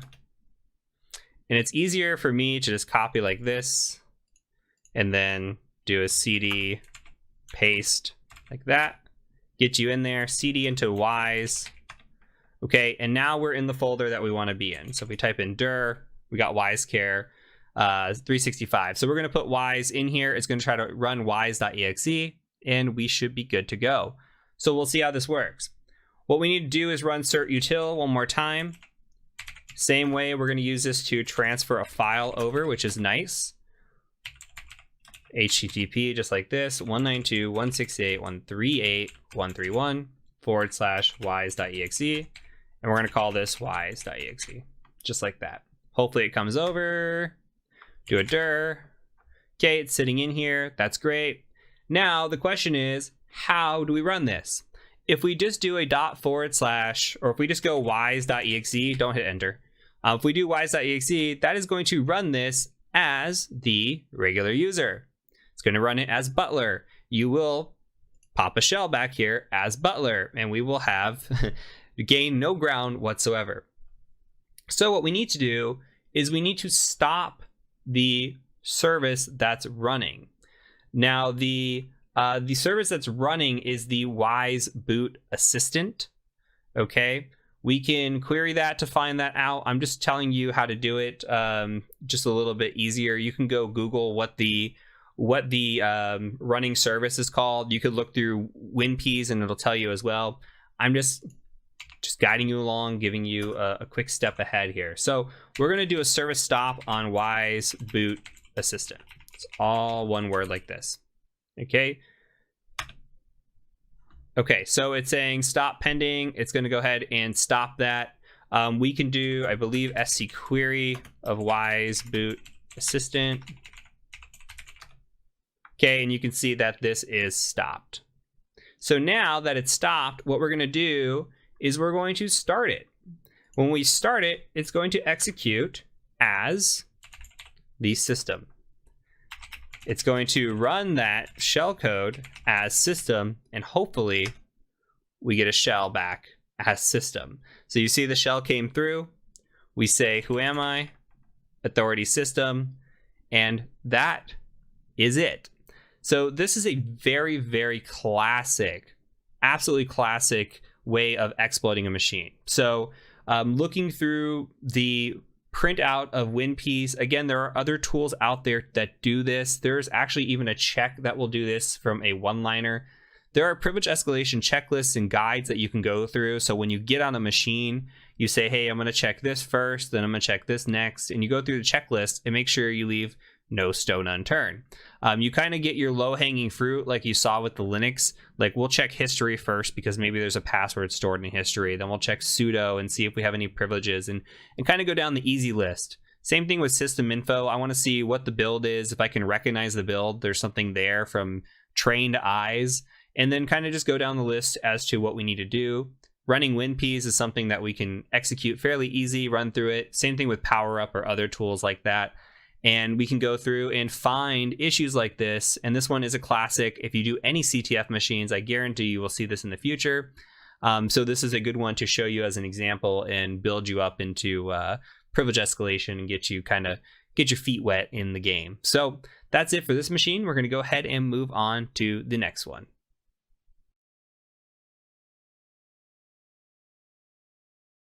Welcome to this box titled Black Pearl. This box was created by Alec and is a Linux machine. Thank you, Alec, for creating this machine.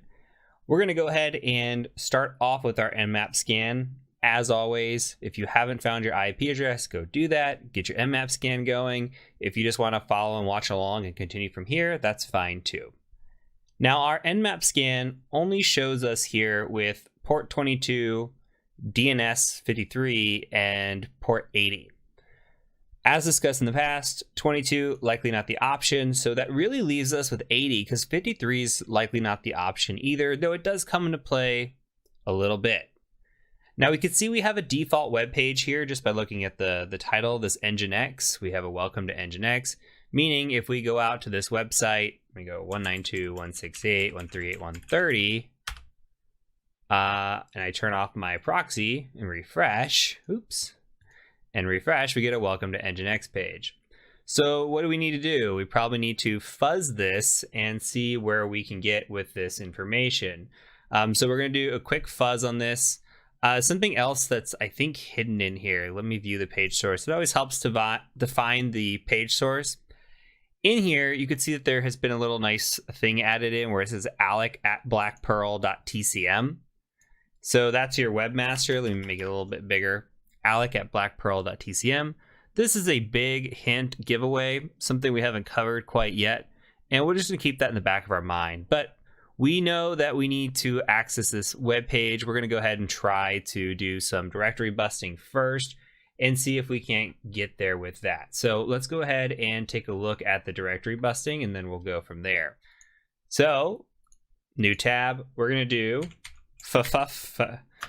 do -w user share word list. This should be starting to feel a little bit familiar, right? Dir buster for me, and then just tab through to get to the medium list, and then go ahead and say fuzz, and then we're just going to do -u with the IP address. For me, it's 130/fuzz. Run that and see if we can't find anything. And immediately we get something called secret. So let's go ahead and go over to /secret.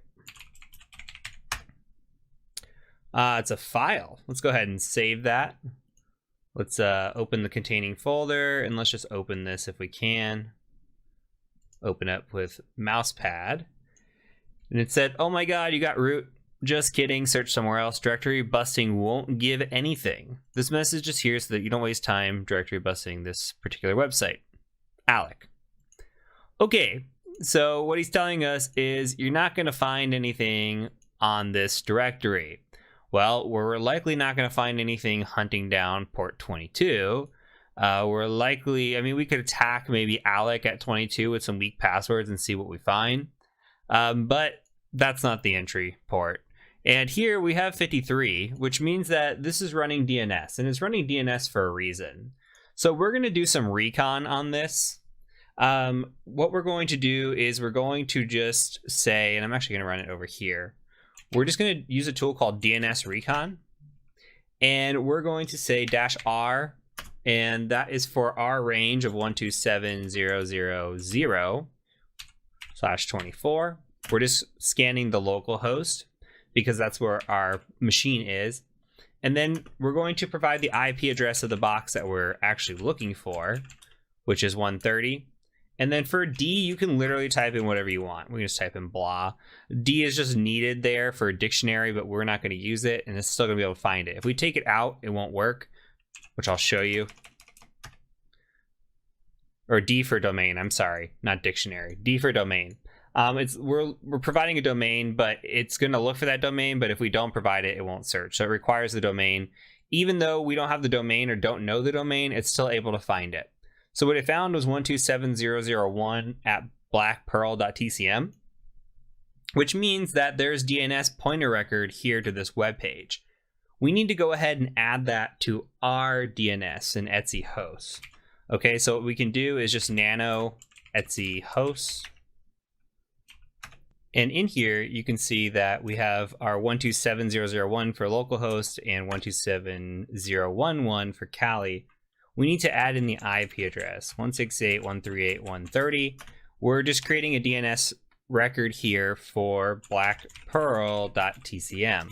So now we're going to say, hey, blackpearl.tcm allocates to this IP address, and the DNS is going to do its magic. So we're going to Control X, hit Y, hit Enter, and then in your web browser, go ahead and close it completely if you had one open, and then we're going to go back, open it up, and hopefully this will work. First go. So http://blackpearl.tcm. Okay, and if this happened correctly, you should see this page. Okay, if for some reason it did not load for you, go ahead, go back, close this out again, give it a second, let it repopulate. So here we are brought to this My Info page. Now we have seen this before, and again, we can get some information disclosure here. We can see that we're up against a Linux box. We can see the name of the box, Debian, system type. There might be some sort of execution we can run against this. But again, when we're up against a directory like this, we want to do some directory brute forcing and see if maybe we can get access to this machine or get access any further than what we are. So we're just going to want to fuzz the directory one more time and see if that leads to anything. As of right now, this info page is giving us info, yes, but there might be more hiding under the covers. So we're going to go ahead and go back, and we're going to just use fuff one more time. User share wordless, and I'm never going to get tired of saying that. Dirbuster, if I can type and then do my tabby thing. All right, so we're going to fuzz here, and then this time around we're going to do a -u, and we're going to do blackpearl.tcm, not the IP address, blackpearl, and we're going to say fuzz. Okay, and we're going to let this go through. We're going to look for anything that might show up, and immediately navigate shows up for us. So that's interesting. Let's go ahead and just navigate to navigate, shall we? Okay, we've got Navigate CMS version 2.8, copyright 2021. And we're going to go ahead and just dig a little bit further into this. So my go-to is always Google. Just, hey, Navigate CMS. We could look for exploit. We could also look for default credentials if there are any, see if we can go in there. But look at this. We've got unauthenticated remote code execution from exploit database. We can run it manually, or we can run it with Metasploit. So that's nice. We have options. So actually an exploit database is with Metasploit as well. I'm sure there is manual code out there, but for this one, since we haven't run Metasploit really much in the capstone, we're going to go ahead and mix it up and use a little bit of Metasploit here. Otherwise, I encourage you to go back and try this manually as well. But we're going to go ahead and open up Metasploit and see what it's got to offer for us. So MSF console, let this load real quick. And this gives us the module in here. I mean, we could search for it, but it's easier to just like, honestly, just copy this. And we should probably verify.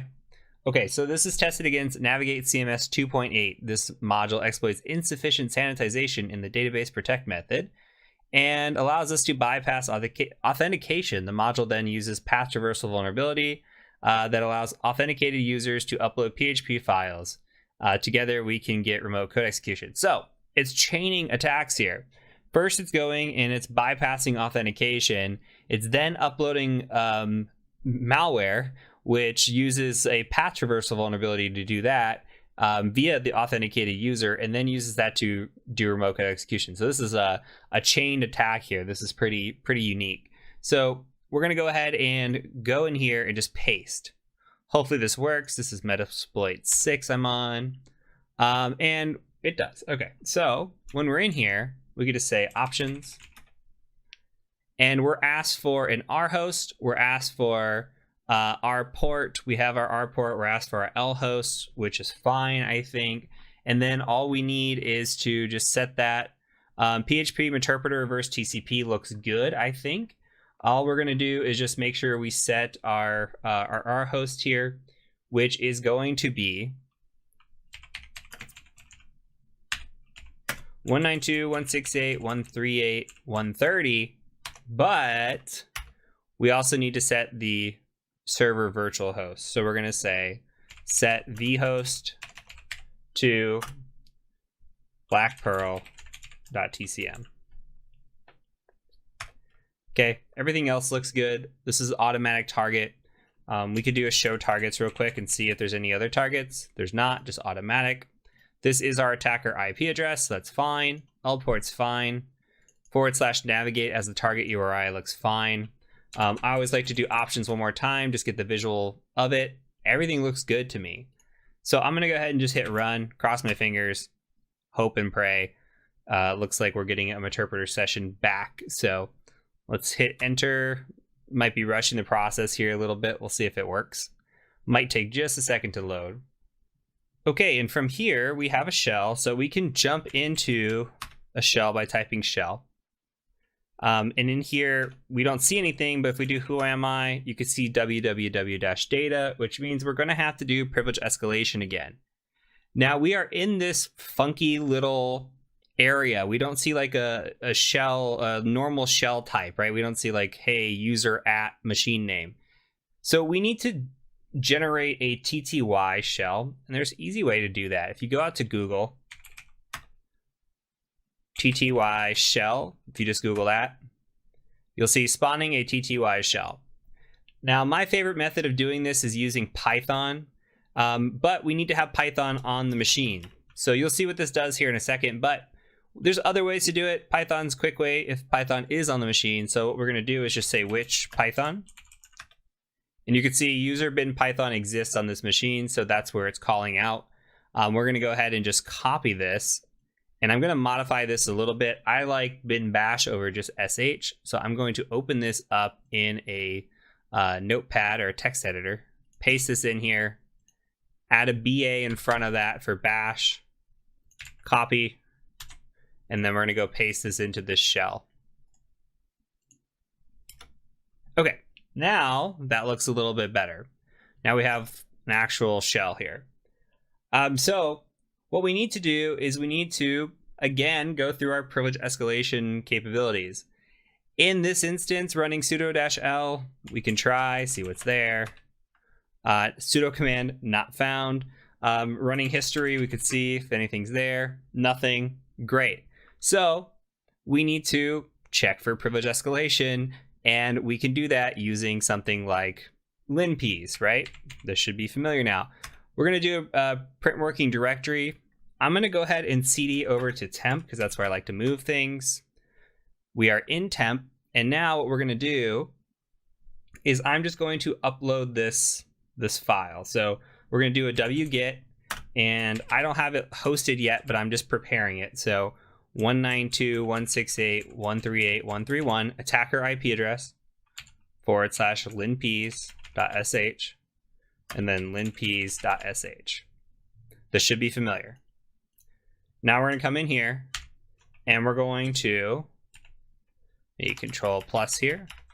We're going to go ahead and we're going to cd to transfer. You should have one of these by now. ls linpeas should be in there. So all we're going to do is python 3-m simple HTTP server. I'm thinking of my Python 2 days, and port 80. Now we should be able to run this.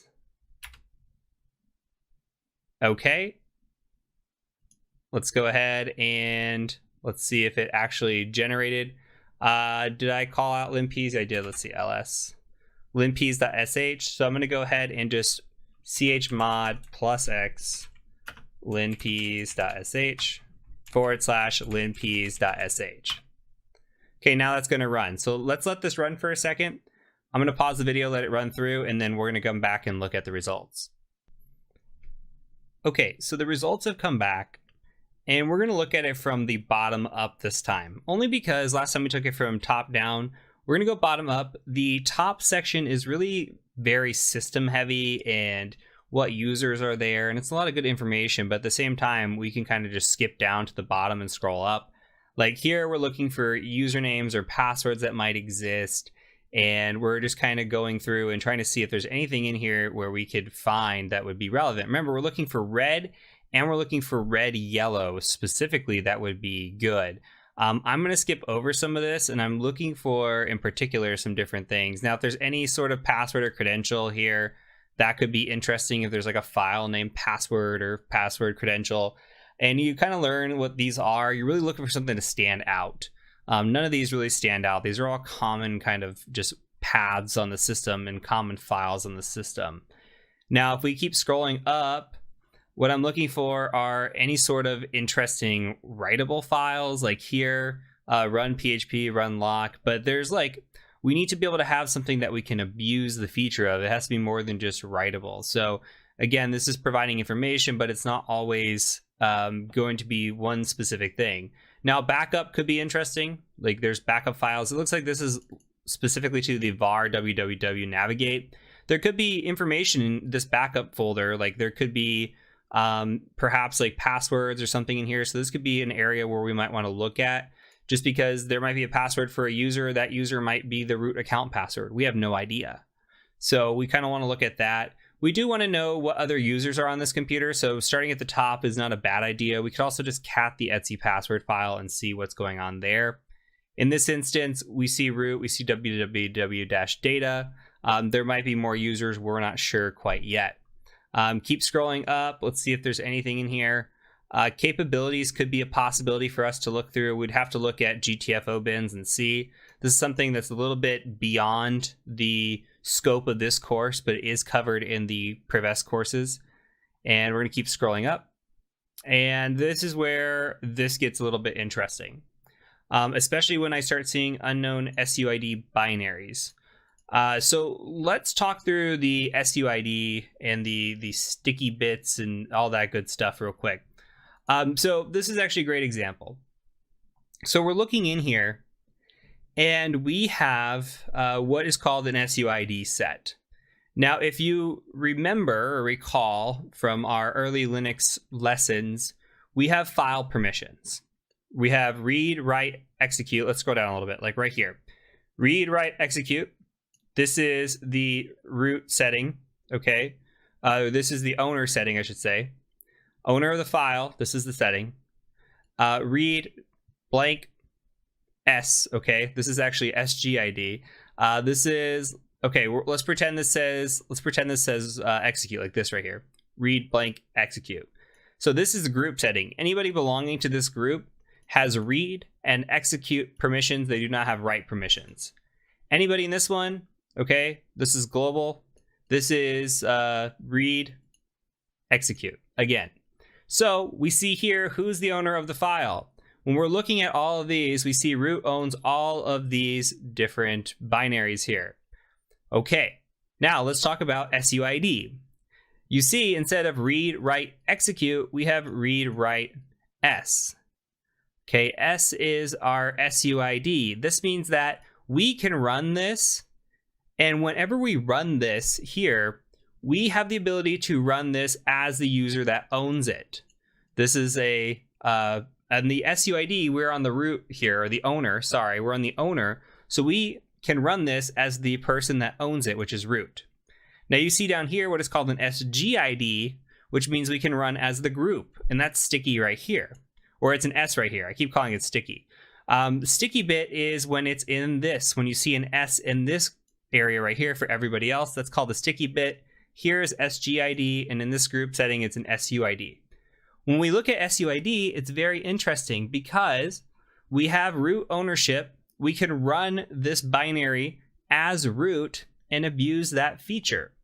Now, there is a quick way to do this, and I can show you how the script is running this, but this is really just looking for permission settings. So we can come through and look, and if you ever go through a checklist, you'll see something like this, where it's just doing a quick find command, and it's looking to see if it can find the permission settings on these. Okay, so permission is going to be 4000, and this is looking specifically for that SUID, and we're just going to put this to dev null here. And now you find all of these in a much cleaner setting.